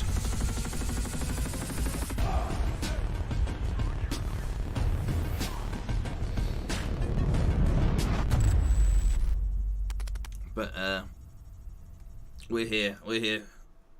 This has been, I'm happy that I managed to cover near enough everything for these past 3-4 days.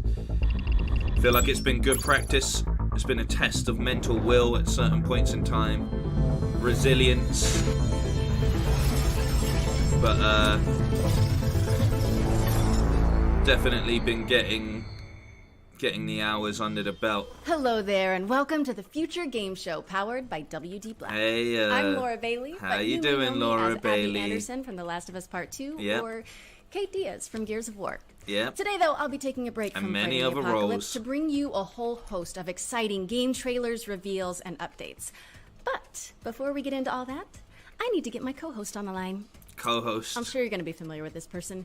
He's appeared in The Last of Us, Uncharted, God of War. You name it, he's probably in the credits. So without further ado, here is my good friend He's in and continual co-star, everything. Troy Baker. There he is. Hello, Laura. You look amazing, as always.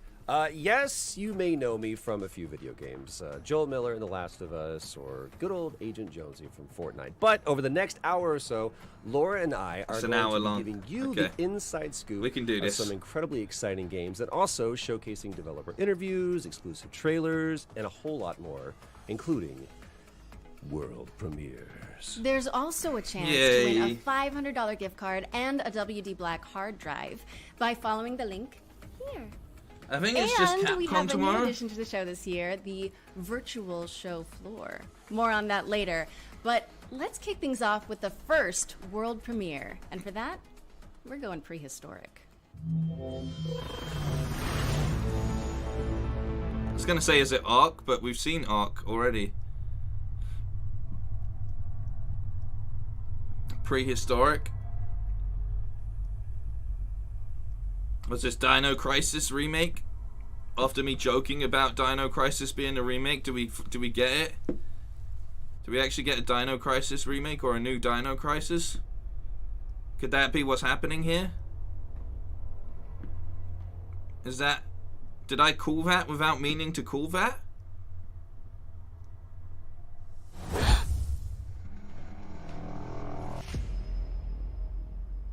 No, of course not. It's a different game. Extinction.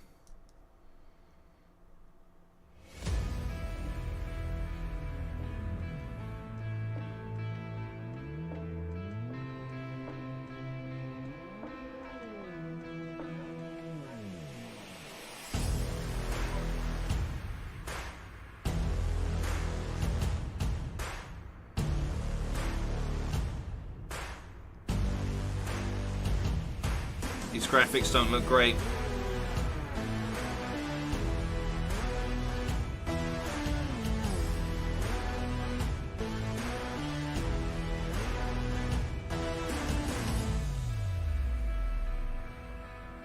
Can change from first to third person. Hey, he's just flying, man. Stop shooting at him.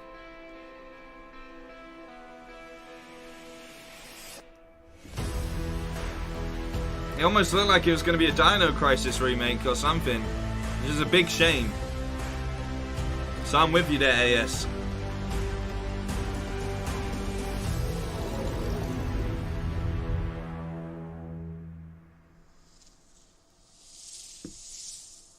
I mean, I like dinosaurs enough to give it a go. I wonder if you can put hats If I'm on being the honest with you.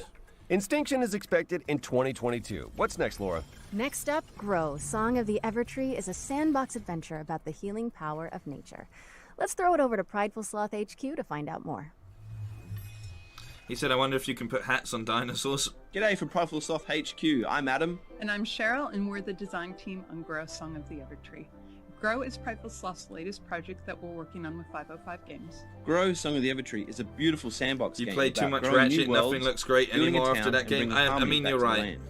Grow will be available later this year on PC, PlayStation, Xbox, and Switch. Thanks for watching. Once upon a time, Our lands teemed with creatures great and small. Pokemon? The beauty of the worlds was unrivaled. The people thrived and lived in harmony with the land around them.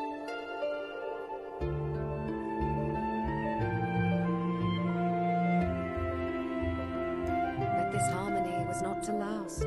Why do none of these future games look like they're from the Without much future? notice, the withering was creeping out from the darkness. Once it took hold, there was little that could be done. Our lands were overrun, and all that was cherished disappeared before us. But all was not lost. One young, brave soul stayed behind. With support from their friends and with boundless determination. I'm digging the soundtrack. This young soul seeks out a way to push back the withering and bring life back to our world.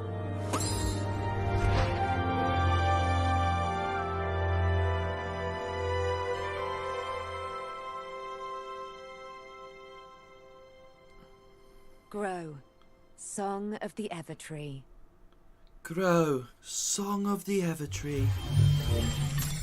That was Grow, Song of the Evertree, which is coming to PC, PlayStation, Xbox, and Nintendo Switch in 2021.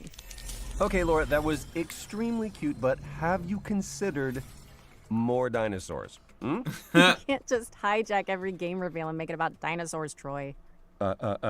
Life finds a way. That's a pretty good Jeff Goldblum, to be fair. This is a very different world. They've shown this trailer 3 times. Show off the bucket. Hi, I'm Rich Newbold, game director at Frontier Development. Go get the So bucket. as you may have seen earlier at the PC Game Show, we're working on Jurassic World Evolution 2. We're really excited about it, and we're looking forward to creating the most authentic Jurassic experience yet. We've got tons of new features across 4 different game modes, including our original Jurassic campaign, which is a story set after the events of Jurassic World Fallen Kingdom. You're going to be leading efforts to contain, control, and conserve all those dinosaurs now running out in the wild. There's the You'll be bucket. working alongside There characters you from go. the films, voiced There by it is. original talent, such as Jeff There it Goldblum. is. And in the game, we bucket. have over 75 The prehistoric official species. We've got KFC new dinosaurs, we have bucket. returning community favorites, and we've added flying and marine reptiles Hope to the you- game. I'm really thrilled to be showing you a first look at footage from the game Hope you're itself. happy. This is from our Species Field Guide series of videos focusing Hope on you're one of the happy. many prehistoric species we have in the game. This is an iconic, popular dinosaur. It's the Triceratops, but we're showing you it in a new environment never seen before in Jurassic World Evolution.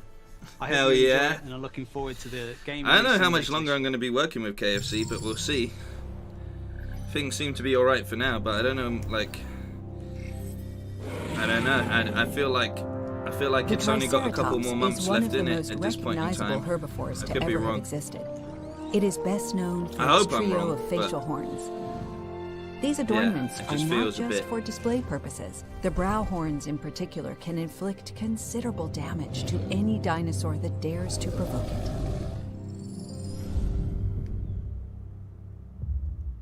Dinosaurs are the new zombies. That was Jurassic World Evolution 2, which is launching in 2021 on PC, PS4, PS5, Xbox One, and Xbox Series X and S. Okay, for this next section, we're bringing the joys of E3 to your home with a series of demos you can play right now. That's right, today. This is the Future Game Show virtual show floor. And remember, if any Mascots of the aren't featured allowed games to grab your reveal interest, themselves. you can try them out now by heading to the Future Game Show Steam page. So let's head down to the show floor where I believe Laura is waiting. No, do you not remember? I checked in with Yes, someone hello, that could and approve welcome it, to and the they said it Future was Game fine for me Show's to show the virtual bucket off. E3 show floor. Just look at it, Troy. I am looking at it. It is incredible. There's They many a look bucket out big. there in the world. You know, I'm not technically the mascot, so it is what it is, man. Musk that's in the air, but man, the darkness, perfection. All right, enough reminiscing. Let's check out some games. I'd like to start by showing you A Tale of Paper. This is a striking platformer from Open House Games where you transform Just to Little solve Nightmares? puzzles in an oversized world, dodging creepy crawlies and mischievous Roombas. And now Looks for like Little another Nightmares. tale of paper as you shift packing boxes in the house-moving sim Get Packed Fully Loaded. As you can see, it's all about moving couches. On a couch with your friends. I remember this in game. couch This game looks co-op. hilarious. It's going to be available on Xbox One, PlayStation 4, and PC, and is also backwards compatible on PS5 and Xbox Series X and S. Are you done saying couches? Yes. Hey, Laura, do you want a drink? Sure. What do you have? Wait, what's that? Oh, don't worry about that. Codes for Chernobyl Light right here. Access codes. Go. So about that drink. Right, yeah, sure.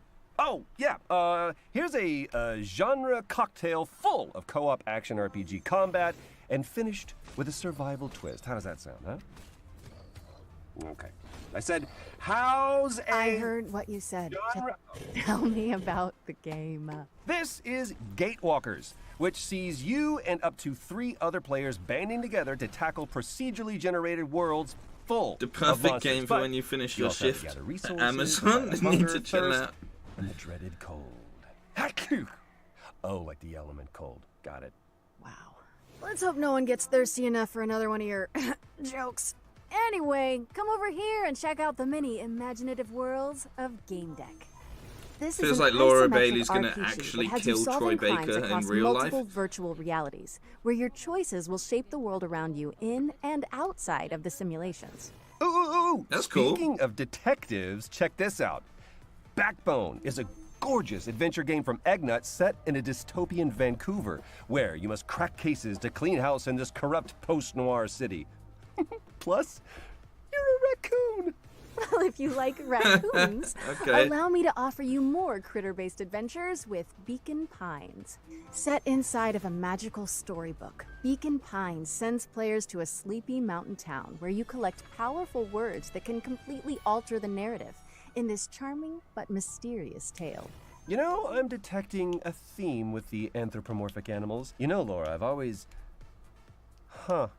Another set of codes. Interesting. Troy, focus. I've got a triple threat of fighting foxes to show you.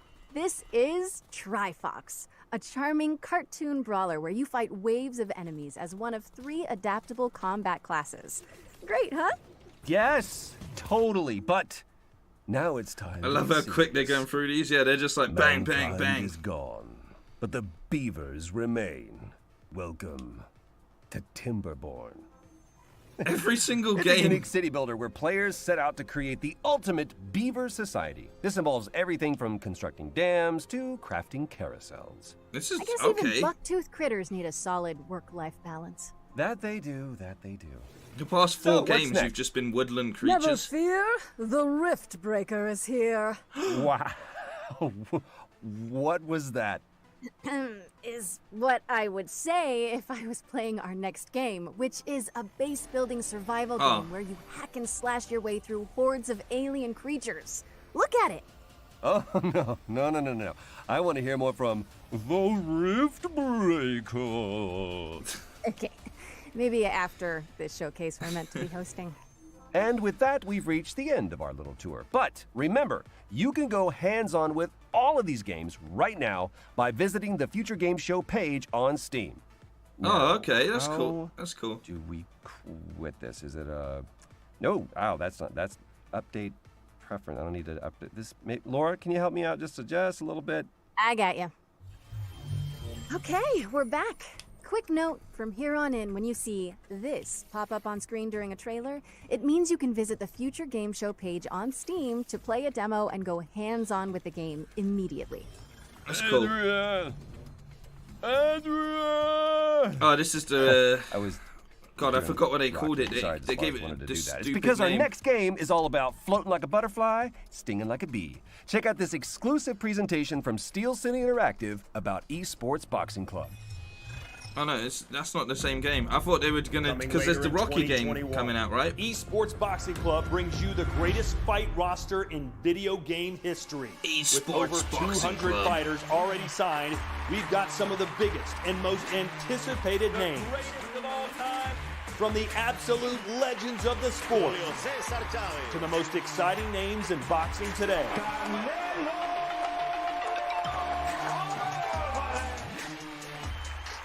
the first women's division do you have ever Tyson represented Fury? in a video game, and the hottest new talent. Is it really future if But you what can about play the it right game? now? Let's take a closer look Just at the demos, next-gen visuals glimpses and of the gameplay future. that are set to make ESBC the greatest of all time. It's good. It's definitely one for the grandkids and stuff to say. Like your old granddad was in a game and busting people up. So it's going to be quite cool.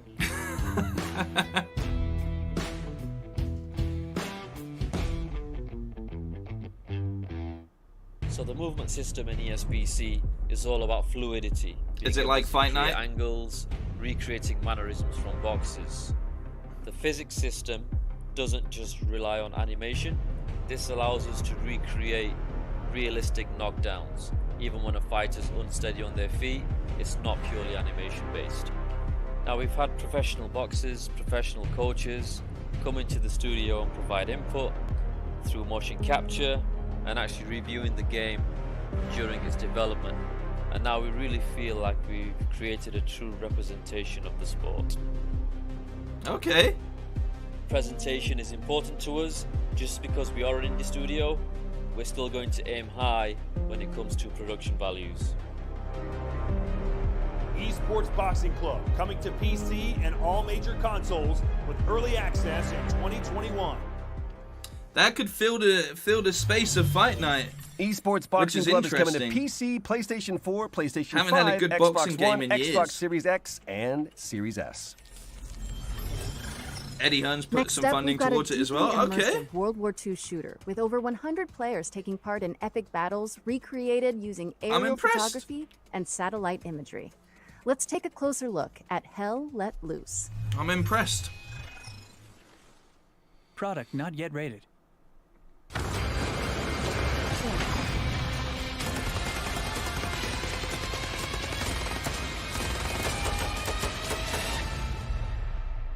My name's Max Rea. I'm the founder of Black Matter and the lead developer of Hell Let Loose. Hell Let Loose began as the idea of a couple of hobbyist game developers all the way back in 2015. Following a successful Kickstarter, we launched into early access in the middle of 2019. And since then, we've delivered 9 enormous updates, including entire systems overhauls, 6 new maps, tons of new weapons, gadgets, and vehicles, as well as expanding our unique real-time strategy-inspired metagame. As a result, we've been fortunate to sell more than 1 million copies during our first year of early access. Congrats. 2021 is only going to be bigger. I'm excited to announce that we're launching out of early access on July the 27th, with the introduction of the Soviet forces on the Eastern Front, including famous battles like Kursk and Stalingrad, before we close out the year by bringing Hell Let Loose to next-generation consoles. Hell Let Loose has only grown due to the vibrant community that surrounds it, from our earliest Kickstarter backers to our newest recruits. We're excited to introduce you to this ever-evolving and expanding World War II experience. We hope you enjoy this first look at what's to come. Hey, smart. Don't drop it this year. Drop it next year. Once Battlefield and the most recent CODs come out, you might find a nice window on the next-gen consoles. Might be able to do something with that. This looks pretty damn good. Even if this is the CGI trailer.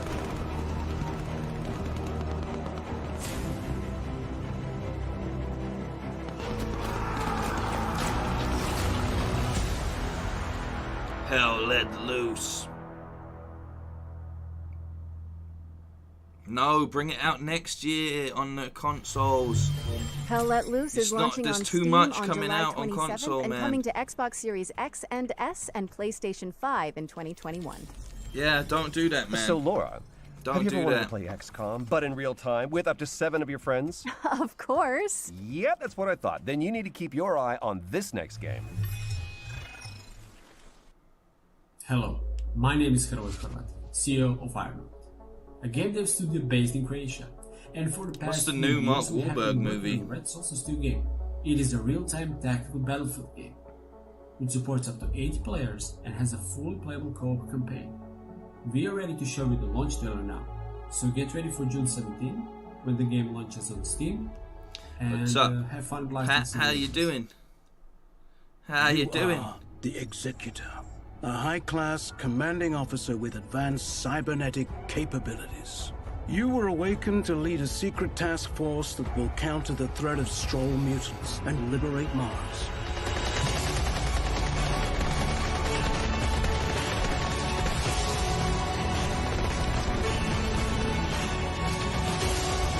Guys, we're talking about XCOM, isn't there? Something interesting today? There's been little tidbits. There's been a couple little bits thrown in here Welcome and there back, of Executor. interest. The Stroll infestation has now infected all colonies on Mars. Today's Build pretty your much squad been the from PC 16 indie classes of elite showcase for the soldiers, later part of the utilizing evening. their skills to best suit each mission type. Good, I'm glad you're Customize feeling their good. weapons and tech, as well as their upgrades and abilities. Take command on the battlefield using the command radio to give orders to the whole squad or individual soldiers. Concentrate fire on targeted locations and carry out supply runs even during the heat of battle.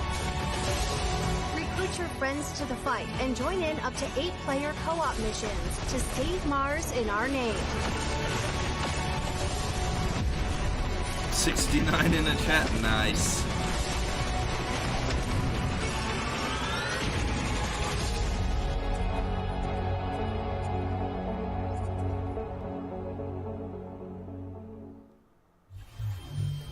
Purge Earth of a Mutant Invasion in Red Solstice 2's Survivors, which is coming to Steam on June 17th. Our next game is about delivering mail in a sleepy American lakeside town. Let's join Dylan from Gamius to learn more. He's a good voice actor, isn't he? You can just bring it down here. Hi, I'm Dylan from Gamius, and it's great to be here at the Future Game Show. We're currently getting Gamius. very close to finishing Lake, a game that's set in the 80s. You play as Meredith Weiss, who takes a break from her life in the big city to deliver mail Hey, in her Quicksilver, hometown. how you doing, man? It's a job you can do at your own leisure, and you will get to know the people in Providence Oaks along the way. Today, we're excited to share an example of an activity after your workday is done. Movie night with Angie from the video store. This is fun. It's been ages since I've been to the movies. Well, they call it the movies, plural, but of course we can only see one movie at a time. So, which one will it be? My pick? Riveting conversation. All right, let's see.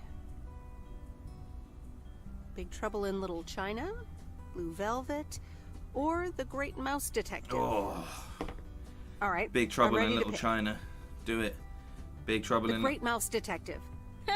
Wouldn't have picked you for a Disney fan. Oh well, let's get in touch with our inner child. We won't spoil more, and we also can't say what Meredith will do after spending 2 weeks in Providence it Oaks, to the list. because it's all up to you.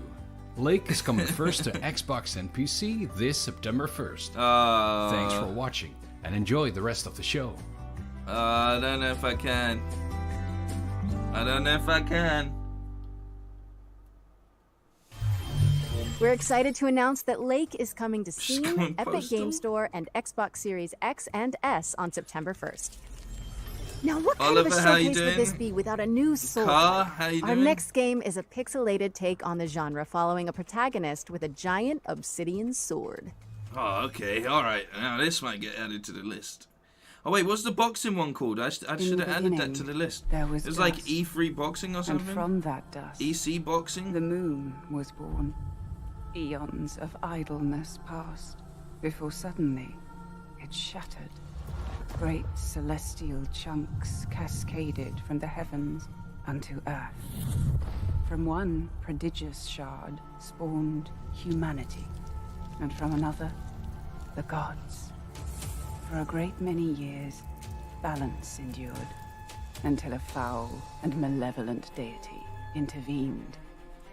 Exil spread greed and distrust among his kin, compelling these calamitous beings to conquer man. Centuries of servitude passed, until finally, aided by a veiled ally, humanity revolted. The Great Crusade overthrew the old gods, imprisoning them within the ES sacred walls Esports. of the Citadel, at the expense of untold lives.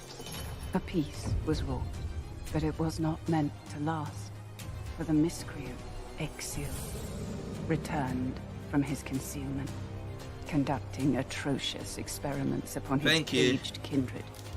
A darkness permeated the lands.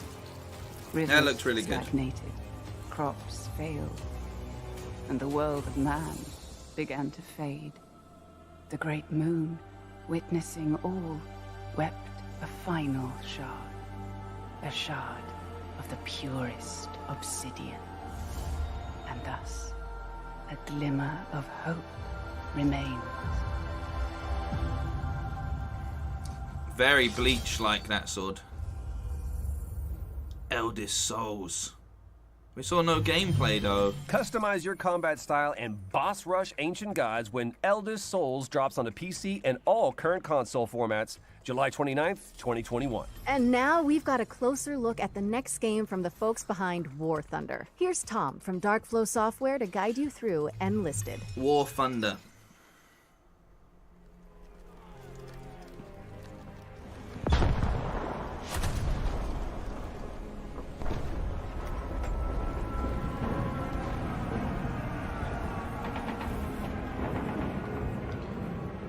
There's just so much World War games, isn't there? Hopefully our little trailer has got you interested. It's such a My name's glorified Tom, and I'm part time of the team at Darkflow in Software history. behind our new game, Enlisted, a historical World War II shooter with some unique gameplay quirks.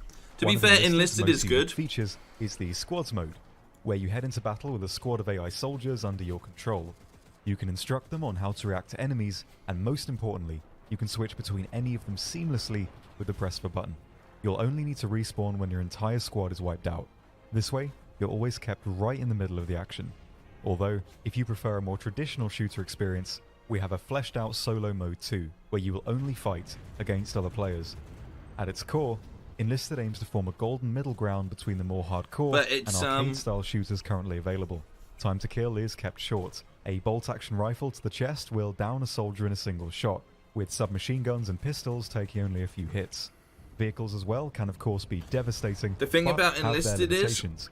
Aircraft restricted you to the kind of cockpit feel a view, bit like, and well, I crew could just inside be tanks playing can only use Battlefield. viewports to spot targets, so you'll need to keep your wits about So- you to really get the most out so of it's these like, well, machines. why don't I just play Progression Battlefield then? Enlisted is spread over various campaigns. Currently, you can fight in Moscow, Normandy, and Berlin, with Tunisia and many more coming soon.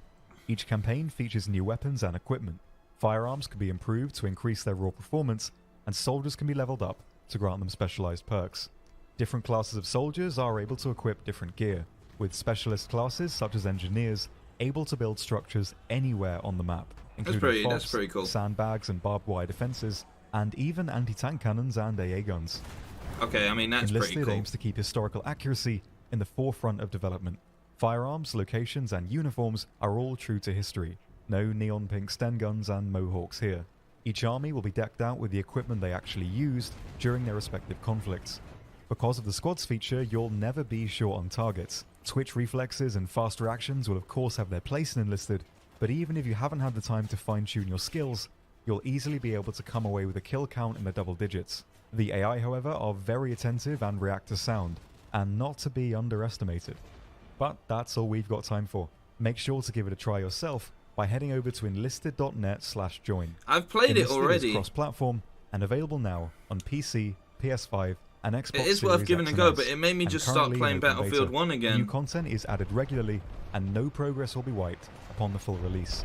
Once you've signed up, That's cool use the though. No code progress wiped LISTNOW on full for a free release. That's a bonus on really us. good feature. I've been Tom, and I hope to see you all on the battlefield. Maybe I'll give it a go Cheers. on my actual console.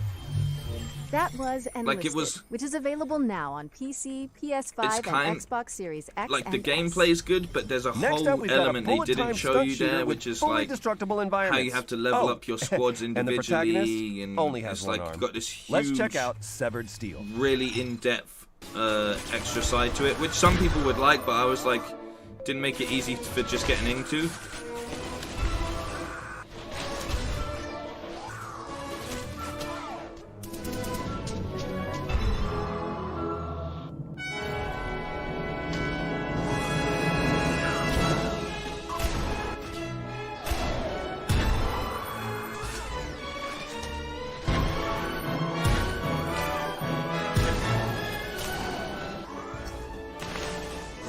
This is just an epileptic fit of a shooter right here.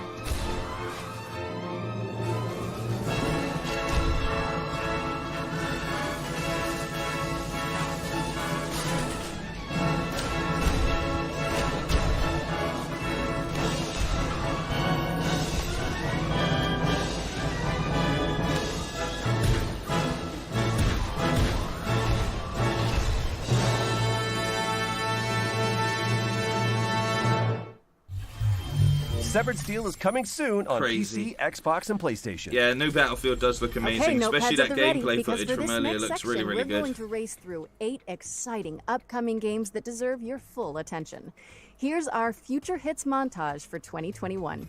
Future hits montage. They're killing those chickens.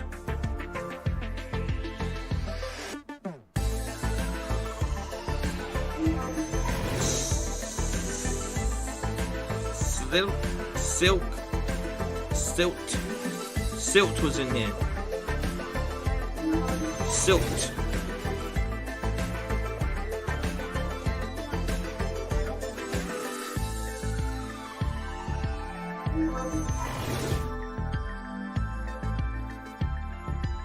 Kung Fu Janitor? Oh my god, sign me up. Kung Fu Janitor? Definitely not fried chicken.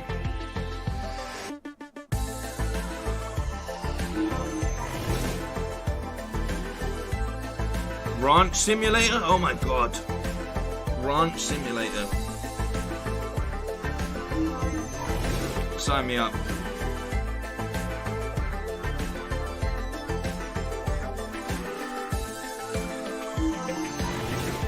My pen's running out of ink.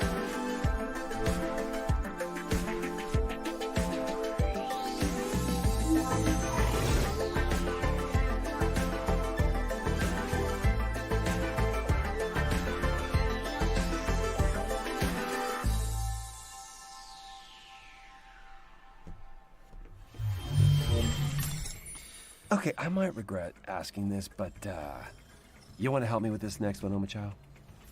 Okay. Did you know that Sega recently announced Sonic Colors Ultimate? We got some exclusive gameplay from a stage that nobody has seen yet. I hope Sonic does okay without me. Did not regret. Did not regret it. Hi everyone, I'm Katie Golden, senior producer at Sega of America. I mean, yeah, Guardians of the I'm excited to Galaxy share with definitely you has been one of the most exclusive exciting Tropical things Resort from our upcoming release, so far. Sonic Colors Ultimate. Please enjoy.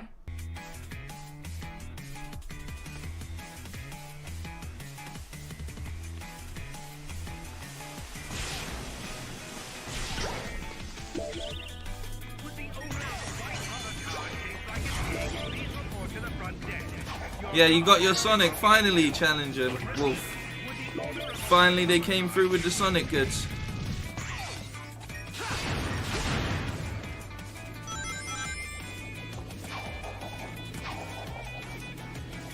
Good night, TGK. What's good, Bamily? Hey, how you doing, Damien?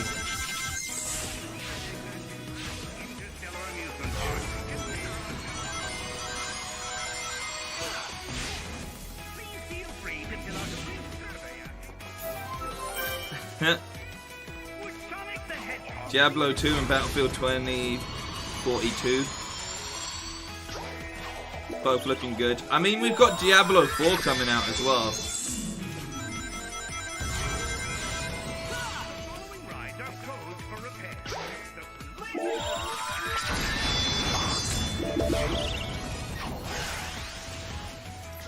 This is mental.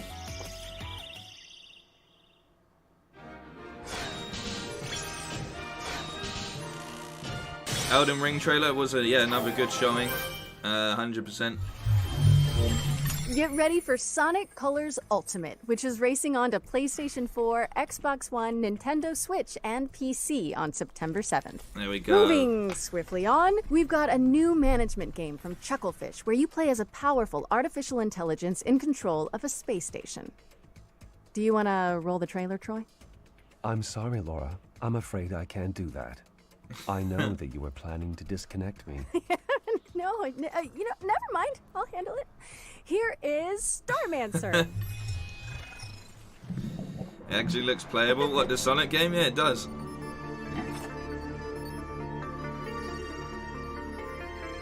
This is a good point from Connor, though. A lot of these games went through the final dev phase during the pandemic, so everyone's had to change things up. Yeah, 100%.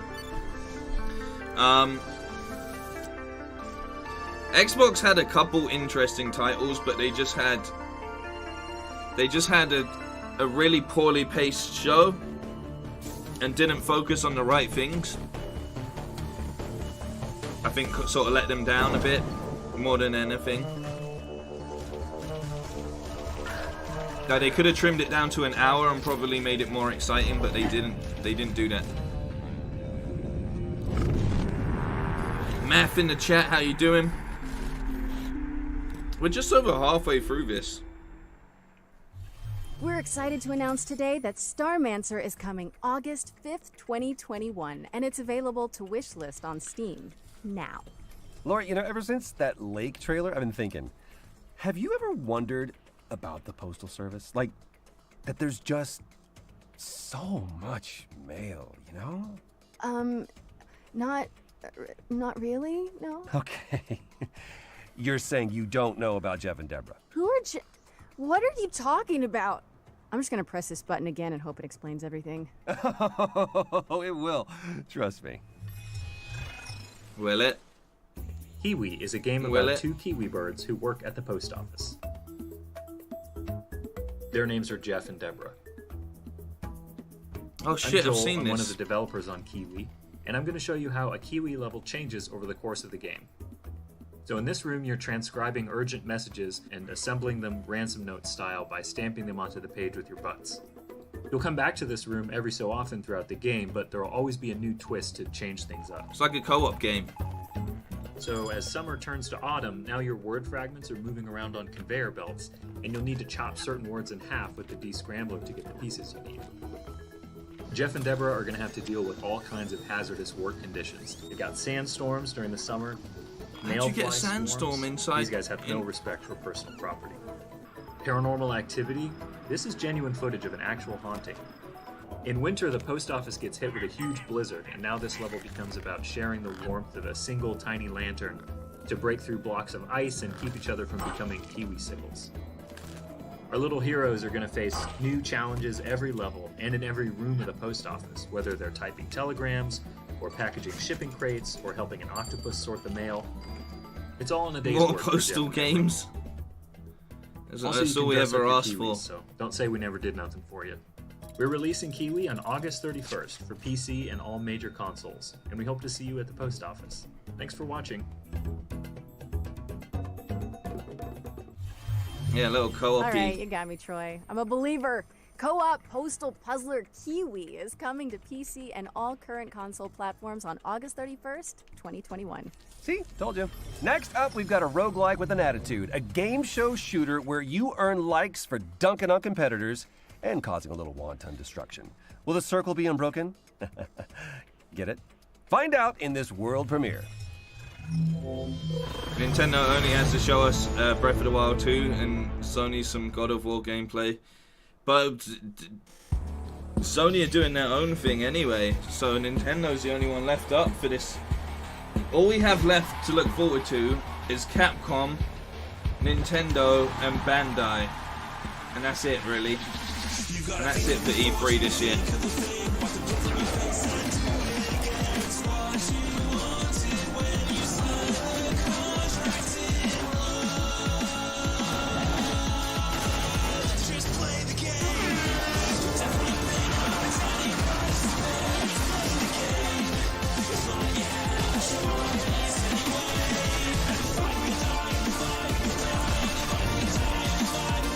Whoever sold the idea of a postal service game was sorting mail, bravo. I don't know what to expect from Capcom at this current point in time.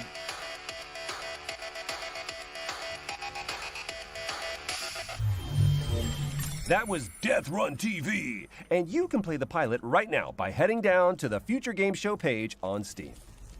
Okay, hazmat suits at the ready. Because this next game tasks players with building a team of stalkers to survive a 3D scanned recreation of the Chernobyl exclusion zone. Here's more on what to expect in Chernobylite. No, Chernobylite. Oh, Damn it. się, że to, co designerzy sobie wymyślają, to jest pisanie This is the one they were miłosnego. giving codes away from earlier. Każdy kiedyś był zakochany, pisał Everyone's list been in love miłosny, before, wydawało everyone's mu written a się, love że letter. takie At the piękne, time of wspaniałe, writing a a love potem letter, po we latach think it's znajdował te beautiful, listy but i when mówi, we read it Jezus years Maria, later, we co ja think to tu ourselves, bzdury Jesus, what pisałem. nonsense. Zaczynamy Wow, he to speaks class. właściwie We started od off with a gry, game where you gdzie actually focus on skupialiśmy się na survival, managing przetrwaniu, your na time and manewrowaniu swoim companions. czasem i towarzyszami. To wszystko wydawało From się a design po point of view, it designersku seemed good, but dobre, quite ale boring. zwykle emocjonalnie dosyć nudne. I dlatego Okay. dodawaliśmy So we coraz added more and więcej more elementów, elements that które would engage angażowały players gracza, and be które były dla interesting to niego them. ciekawe. Na początku był to In taki the beginning, mały the player hut, could only modify a który small gracz hut, mógł but it was modyfikować, completely ale był optional. całkowicie opcjonalny. Z biegiem gry on stawał się Throughout the coraz bardziej development of the sensem game, gry, through coraz bardziej jego base sercem. building became more Nadawaliśmy focal. coraz Oh my większą god, rolę naszym towarzyszom i warto im było dać właśnie tą walkę. It was worth coraz giving więcej players a podchodów, fight, more and more coraz monsters, więcej more and more broni. options, more and more Absolutnie weapons. It is normalnym jest, że absolutely normal zaczyna to się z start czymś with something zupełnie completely different from innym what niż you to, z end czym up się with. kończy. Jesus, man. Jesus. Fight to survive Jesus. when Chernobylite comes to PC on July 28th, as well as How am I Xbox awake? and It's only 20 to PlayStation 1, in the man. summer. I don't If sleep you were until lucky late enough to anyway. catch one of the early access codes during the virtual show floor, you But, can play Chernobylite right now. But Yeah, I'm if you feeling missed them, the we've also burn got more of codes to give streaming away so on much hours this GamesRadar.com. past 4 days. Next up, here are I'm our friends still at here, Team baby. 17 to show us what they've been cooking up with their upcoming PC and console games. Let's take a look. Still alive. Product not yet rated. Probably gonna have a little shower or something after this because it's so hot.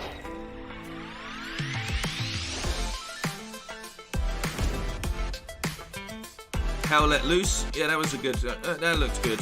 That looked fun. It's out next month as well. I don't think it should come to console yet, but that is what it is. Super Magbot. Coming out later this month.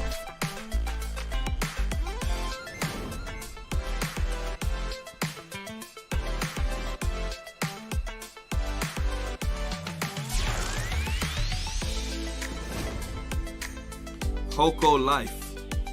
Alright.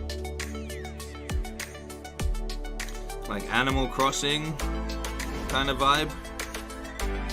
What is this? Switch game?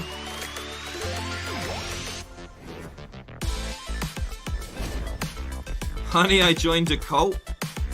Okay, alright. That's a good name.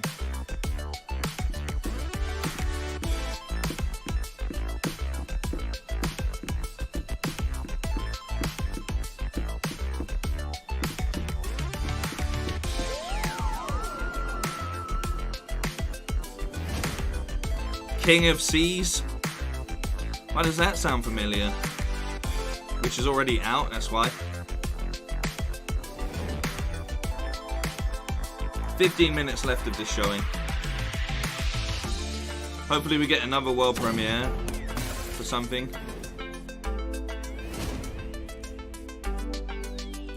Greek Memories of Azure. That looks pretty cool.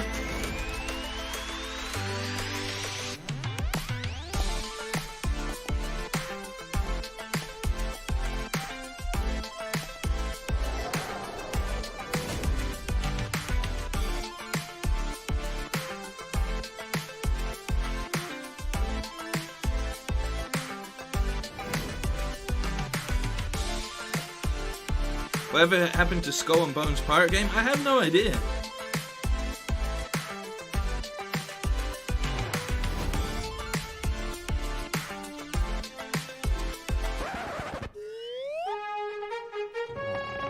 Overcooked.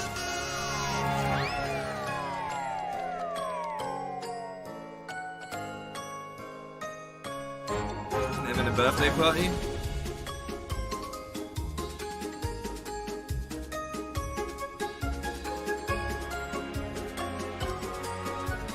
How come you choose to stream on YouTube and not Twitch? Because YouTube is where the famalam is. Be sure to wishlist any YouTube games is that where spark your everything's interest been on our built Steam up on. page. It really does help the developer out.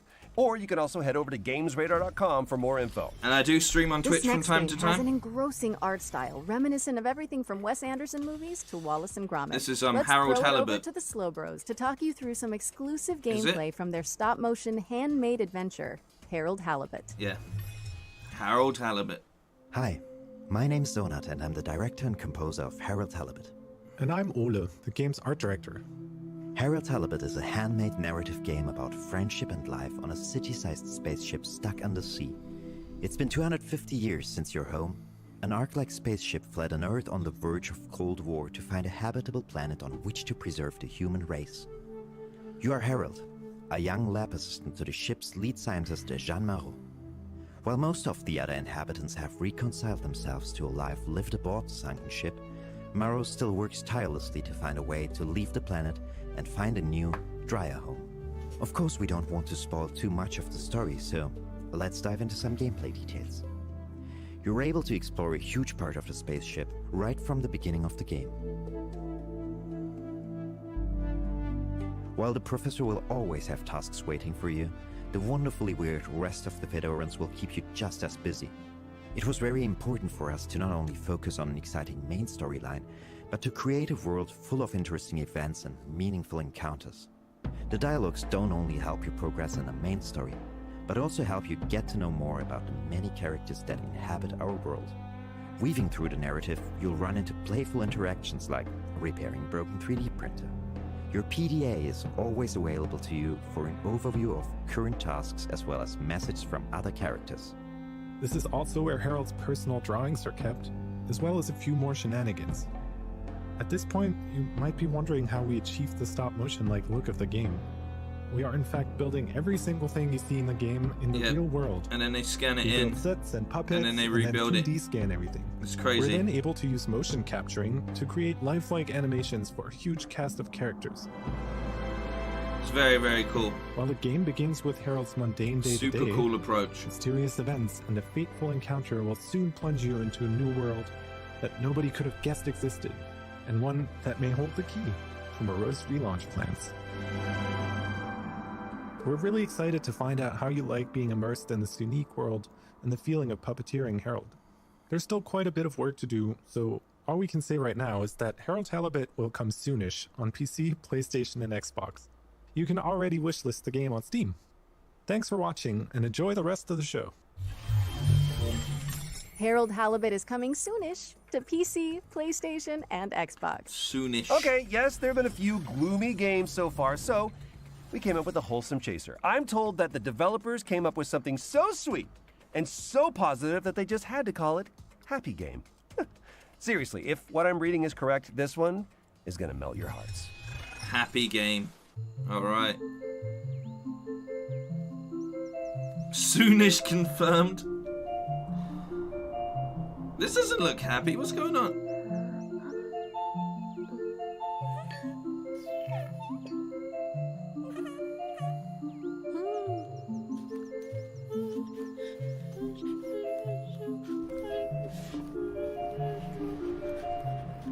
What the fuck?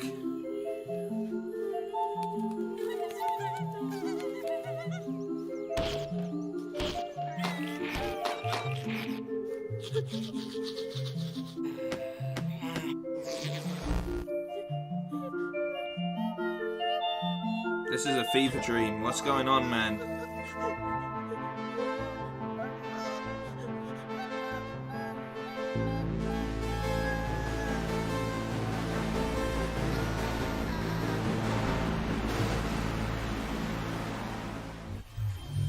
Okay. Huh. Okay, Laura, hope you're still there. Tell me you just watched the same trailer that I did? Troy, yeah, that was something. What I want to know is who the hell is writing this script? Yeah, I don't know, but they're telling me that Happy Game is coming to PC and Nintendo Switch in 2021. Oh, and demo is available now if you want to have a cheerful jaunt into a land of wonder. Good luck with that. Our next game is a gorgeous hand-drawn puzzle platformer following a young mechanic in a broken world. Pay attention at the end of this trailer for some exciting information about the Minute of Islands release date. Feel like we saw this earlier as well. 4 brothers, bound by eternal purpose. Could be wrong. All broke at the same time. And a girl named Moore. She knows what must be done. When the Blight first came, people began to panic. And now, the spores are taking hold of whatever remains. Mole's family is still here, however. She has been tasked to protect them. After all, she is the bearer of the Omni-Switch.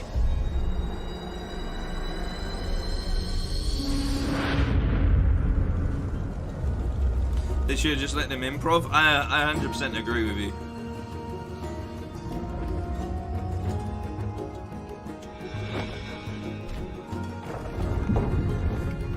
I like the vibe of this game. Slightly Adventure Time-esque. Slightly. Well, kind of in design a fair bit. Minute of Violence. Oh, it's out now.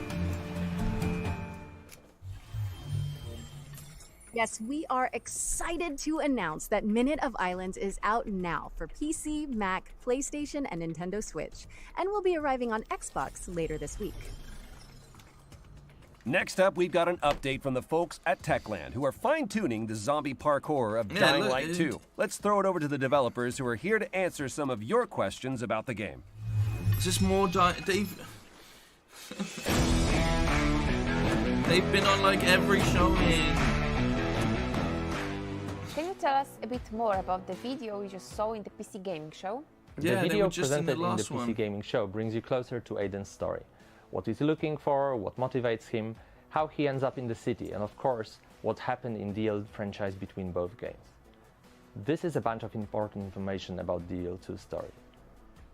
Okay, so we know more about the main storylines from the mentioned video. How does the game look outside the core campaign?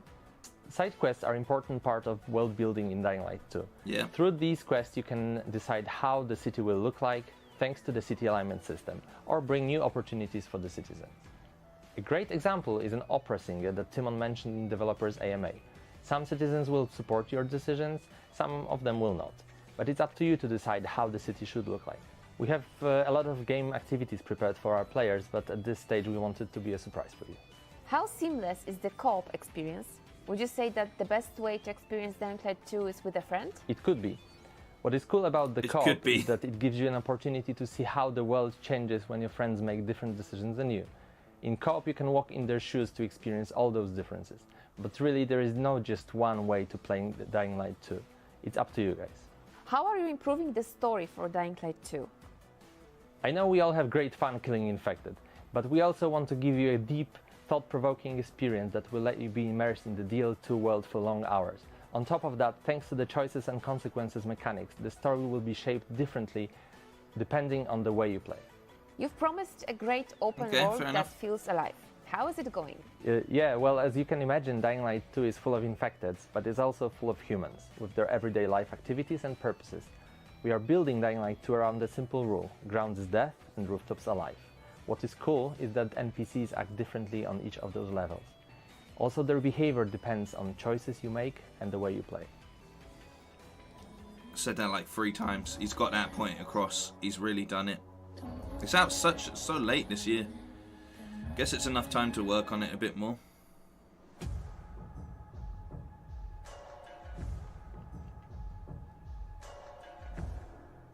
Five minutes to go, everybody. We've done it. Dying Light 2 is coming to PlayStation 4, PlayStation 5, Xbox Series X and S, and PC on December 7th. It's been rough. Revealed during the Nintendo Indie World Showcase earlier this year, this next game is a skateboarding action platformer. We saw Here's this Simon one as Bennett well. from Roll Looks 7 cool, to give though. you an exclusive look at Ollie Ollie World. This was the other Adventure Time looking game.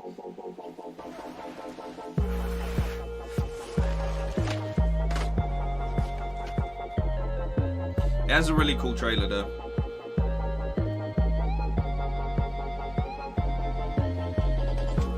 Hi there, I'm Simon Bennett and I'm the co-CEO of BAFTA award-winning studio Roll 7.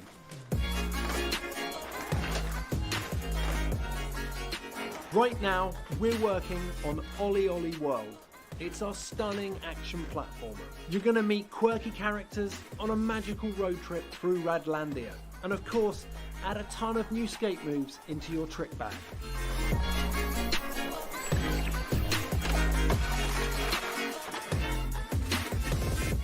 As a studio, we've spent over a decade on flow state games. They transport you into a state of total focus and immersion, and it's something that we very much continue to build on with Ollie Ollie World. I do like it, the look of it, but I know I'd get bored of it really quickly. If you've played previous games in the series, you're probably pretty aware that you're going to slam a bunch before you succeed. So for players who want it, that challenge is very much still there. New players will be happy to hear that the game will welcome you with open arms and ensure that we can get you up and riding in no time. Ultimately, we've managed to make failure part of the fun. Yeah, you're going to get knocked down, but when you finally nail that line, it tastes just that much sweeter. The aesthetic is so Adventure Time. It's mad. There's just so much more flow to the game. We've even added grabs, wall rides, firecrackers, split routes, right to left skating, and a host of insane tricks to keep your fingers busy. There's a range of visually and mechanically distinct areas to explore, packed to the brim with a fantastical cast of quirky characters, beautiful landscapes, cities, and of course, walking trees. Ollie Ollie World is coming to PS4, PS5, Xbox One, Xbox Series X We and got S, walking Nintendo trees Switch and confirmed. PC this winter. Make sure you wishlist it now. That was Ollie Ollie World, which is coming to PC and all current console platforms this winter. Next up, we've got a new game from the team at Odd Bug Studio, We got a creators new of game. PSVR's The Lost Bear. This animated story trailer will introduce you to the world of Tales of Iron, and something tells me you might be familiar with the narrator. For centuries and longer, rats have fought tirelessly to repel the incessant frog invasions. Peace was only ever short-lived. Until finally, a young monarch rose to power. King Rattus, first of his name, unified the rat kingdoms under one rule, repelling Greenwort and his kind back to the putrid swamps from whence they came. Crops prospered, families flourished, and the magnificent Crimson Keep climbed ever higher toward the sky. But as time passed, King Rattus the Savior grew old, and the kingdom vulnerable once more. His people grew anxious, some claiming to perceive a faint odor in the air. Greenwort had returned with a ferocious vengeance. Amassing an army of unfathomable scale, he burned everything in his path towards the Crimson Keep. King Rattus gazed down upon his withered claws, barely able to hold the crown. He had little hope wielding a sword. So it was decided the crown should pass to Whiskers New. Arise, young prince. To Whiskers for the New. kingdom needs a hero. Take it easy, Jeffrey, man. And so, your tale begins. The Witcher himself. Question the reign of the Iron Frog. Doug. Anyway, in Tales of Iron, which is coming to PC and all current console platforms. Our next segment is from Polish studio Movie Games and hosted by God of War and Twisted Metal director David Jaffe, who recently joined their supervisory board. I thought this was it. They said it was an Well, hour-long hello, show. fellas. It's me, David Jaffe. Great to see you. God of War, Twisted Metal, a bunch of PlayStation stuff. These days, I'm doing some new stuff with movie games. These guys, they've hooked up with this great company. You have to have heard of them, Plattige Image, one of the best VFX houses in the business. They worked on The Witcher. They worked on Love, Death, and Robots. We're making a brand new game, the biggest game we've ever done, by the way, that's all about crime and mob and mafia and different time periods. It's going to be great. But for today, settle in, babies. These are the brand new games coming very soon from Movie Games. Lust from Beyond. Man, this is one of the coolest games I've played in the last year. It's what turned me on to movie games in the first place. What you're looking at is the M-rated, console-friendly version of the erotic horror cult classic. It's a first-person action-adventure game that blends Lovecraftian horror with weird freaking eroticism. I love this game. Lust from Beyond. Okay. Game number 2 is called Fire Commander. It lets you step into the shoes of the only real-life superheroes we got, the first responders. This game is my childhood fantasy come to life. This game took me totally by surprise. You're trapped in the wilderness, freezing, hungry, and now you're starting to go a little bit insane. Man, you start seeing all kinds of crazy stuff out there. Winter Survival Simulator, it's coming soon. Winter Survival Simulator. Have a great future games. I miss you guys. I'll see you soon. Oh my God.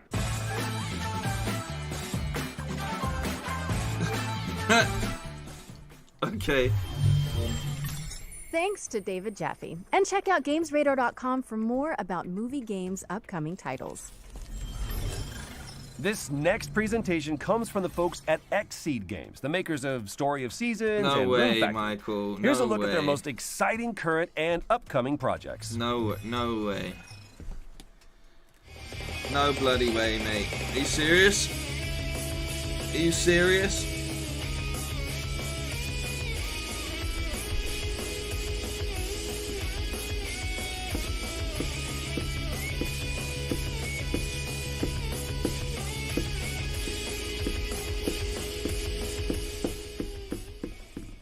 Are you serious? Base Jeff?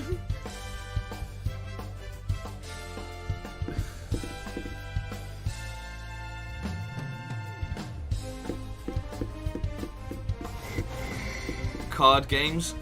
I thought this was meant to be done within an hour. Did they run over somehow? Good game, but I'm taking this one. Shadowverse. Champions Battle.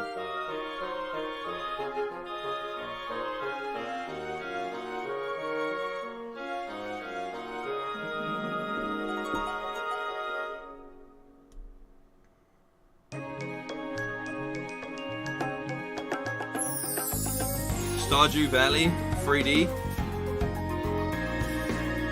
That's what it is, right? Stardew Valley, the 3D edition.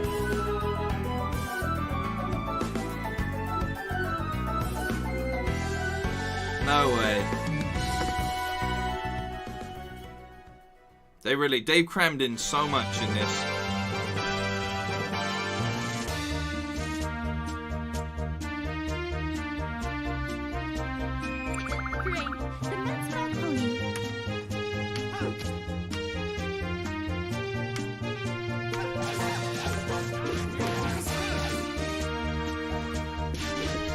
Can confirm it's on the store now. No bloody way. Demo confirmed. Why are we watching this crap? I don't know. Fending off a monster or two is one thing, but... Holy shit, what is that bug in my... What are you? I don't like killing things, but I might kill you. You better get out of here. I'll get straight to it. You better get out of here, bud. Today, I rest. I look forward to working together, as colleagues and as rivals.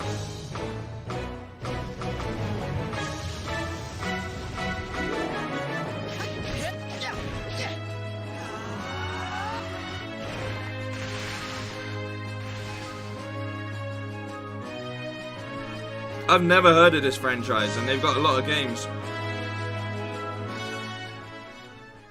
Rune Factory. Marvelous. Find out more about Xseed's lineup on GamesRadar.com. I might do. This next game is a hack-and-slash RPG with twin-stick shooter elements set in a retro sci-fi world. Here's But a they new said it gameplay would be trailer an for hour. Batora, Lost Haven. They said it would be an hour. I feel like it's been a really poor showing. Like a really poor showing.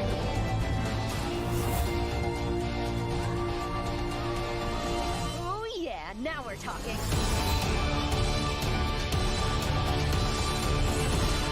I just hope it's okay.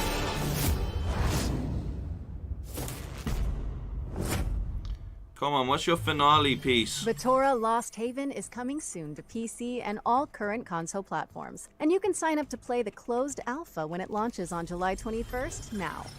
Let's slow things down a bit with a look at the next game from the creators of 2 Point Hospital. Oh wait, I think I saw something about this a few weeks ago. No, you didn't. Here's developers Mark Webley, Ben Huskins, and Gary Card to tell you all about it and give you a first look at gameplay. We've seen this as well. We've seen this as well.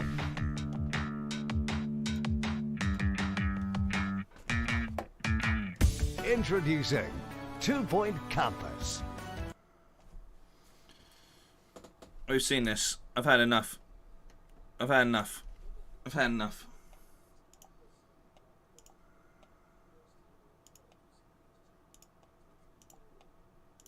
Shut up.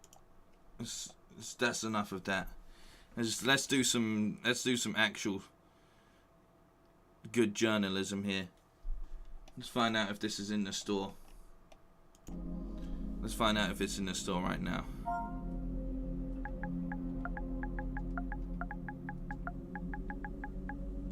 No, not Life is Strange.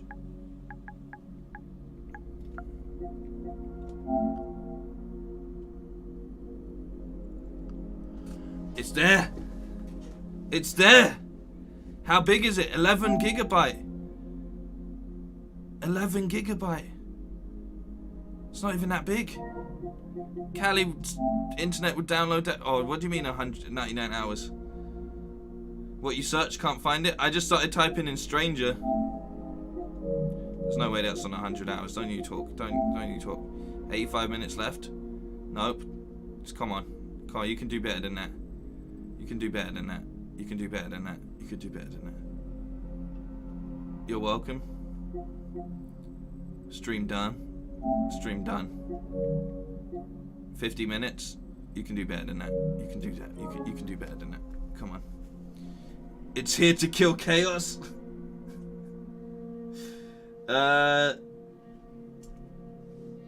Alright. Well, I mean, do I just stream this tonight? 40 minutes? Maybe not. If it goes quicker, if I put it in rest mode, it will go quicker, won't it? If I put it in rest mode, it will go quicker. I probably don't stream this tonight. I've done so much. I've done so much. I've done too much. Do we just... Let's go back to the shit. Do we watch the end of that bloody god-awful stream? Callie, how quick is yours downloaded? I bet it's already done. God damn, I wish I had better internet. They still waffling on.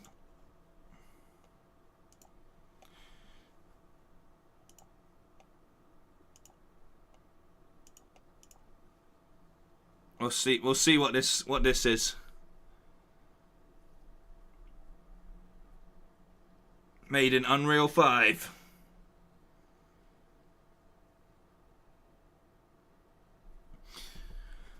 I probably shouldn't stream that tonight though, should I? I probably shouldn't stream that tonight. More dinosaurs?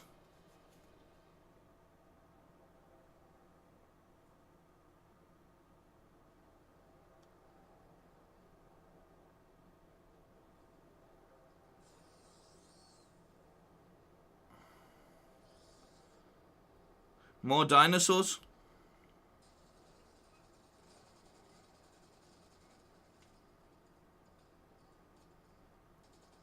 Why are they killing everybody?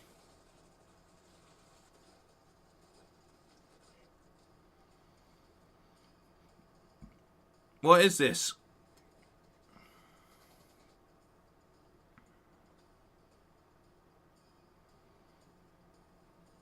The Year of Dinosaurs? Project Ferocious. The Fast and Ferocious.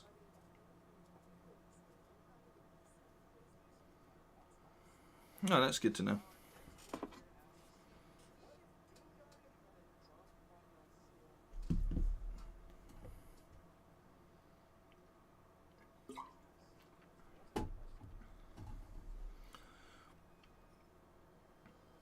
The scripting on this is like maybe the worst scripting I've ever. They really sucked the life out of two very good voice actors. But it also kind of shows you that voice acting and presenting are two different things as well. But no, they're both capable of presenting, so I don't know what's gone wrong here.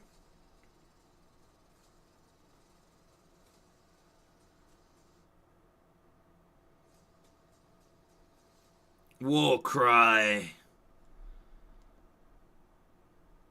They took over zombies to be in everything. Yeah, they did. I'm not. I feel like we need more dinosaurs. We need more dinosaurs.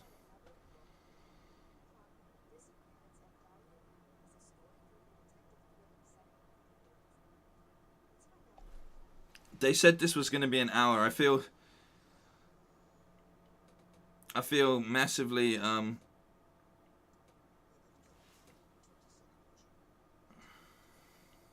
took 3 minutes to download. God damn, I need better internet. That's ridiculous. That's ridiculous. Let me calculate how.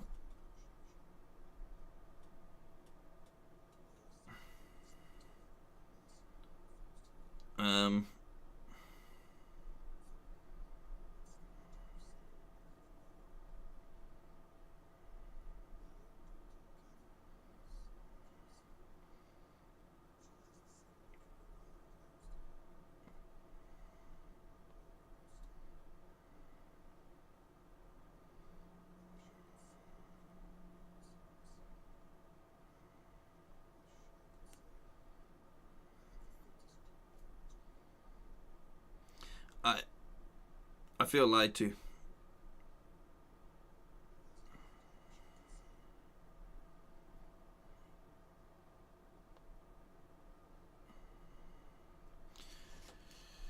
Volume not coming through?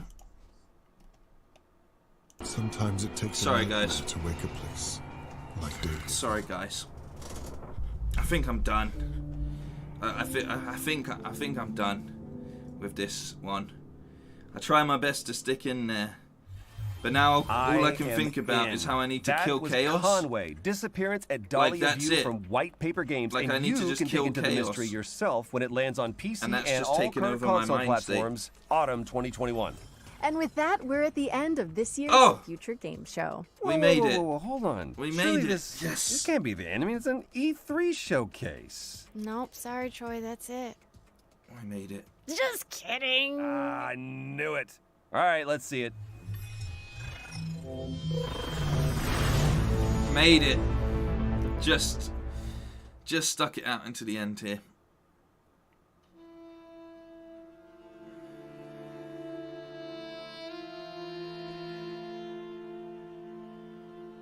It's not letting you play it? What's the reasoning it says you can't play it?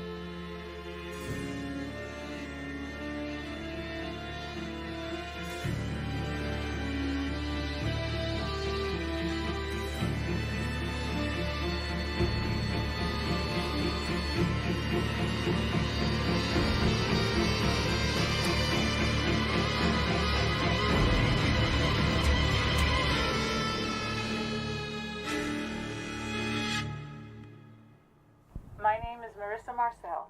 I'm 17 years old, and it's my dream to be an actress. And that really is all we have time for. That was the Be end. sure to head to end of show, GamesRadar.com for more coverage and updates on all the games you've seen today and more. Sorry, I'm really excited about that Sam Barlow reveal. Yes, and thanks to our headline partners, WD Black, and of course, all of our many talented developers and industry partners that have made all of this possible. And of course, for everyone tuning in at home. Well, we hope you've enjoyed today's lineup, and mark your diaries because the Future Game Show will be returning in August. I'm Laura Bailey. And I'm Troy Baker. And this has been the Future Game Show 2021. Oh, thanks, guys. At least they tried their best with one of the worst scripts that I've seen in a while. They did it. They did what they could. And that's going to bring an end to E3 Day 2. It's been rough, to say the least, you know. It's been very, very rough. But we stuck through in the hope of good games. And that's all you can really hope for in these situations. If you're British, European, thank you so much for staying up till these times. I really do appreciate it. If you're on the other side of the pond, well, I hope you have a good remainder of your day. It's been a lot of streaming, I'll be back tomorrow. I'm not too sure. It's corrupt. Everyone's saying it's corrupted. Fair enough. I guess I won't be playing Stranger of Paradise anytime soon. Sadly. But overall, I have almost 2 pages of decent looking games to look forward to in the near future. So I'm not exactly pissed. There's been some goodness. Little pieces of like treasure hidden in all of the trash. But yeah, not the greatest showing. And I feel I'm not going to say robbed of time or anything like that, but yeah, no, thank you all so much. Go get your sleep, Callie. Everyone else, go get your sleep as well. Thank you for making it through and making it more enjoyable, to say the least. You know, there's a couple other sort of things happening over the next couple of days that I will cover as well. We'll be getting back into some Ratchet and Clank, and we'll be getting back into some fun on the channel overall anyway. Some sketches and just general review type stuff. I'm definitely going to do a review of Ratchet and Clank. And we got like the Final Fantasy intermission to play. You know, there's a lot still to go. So yeah, thank you all. Thank you all. Take care of yourselves, look out for each other, and I will catch you at some point in the week, you know?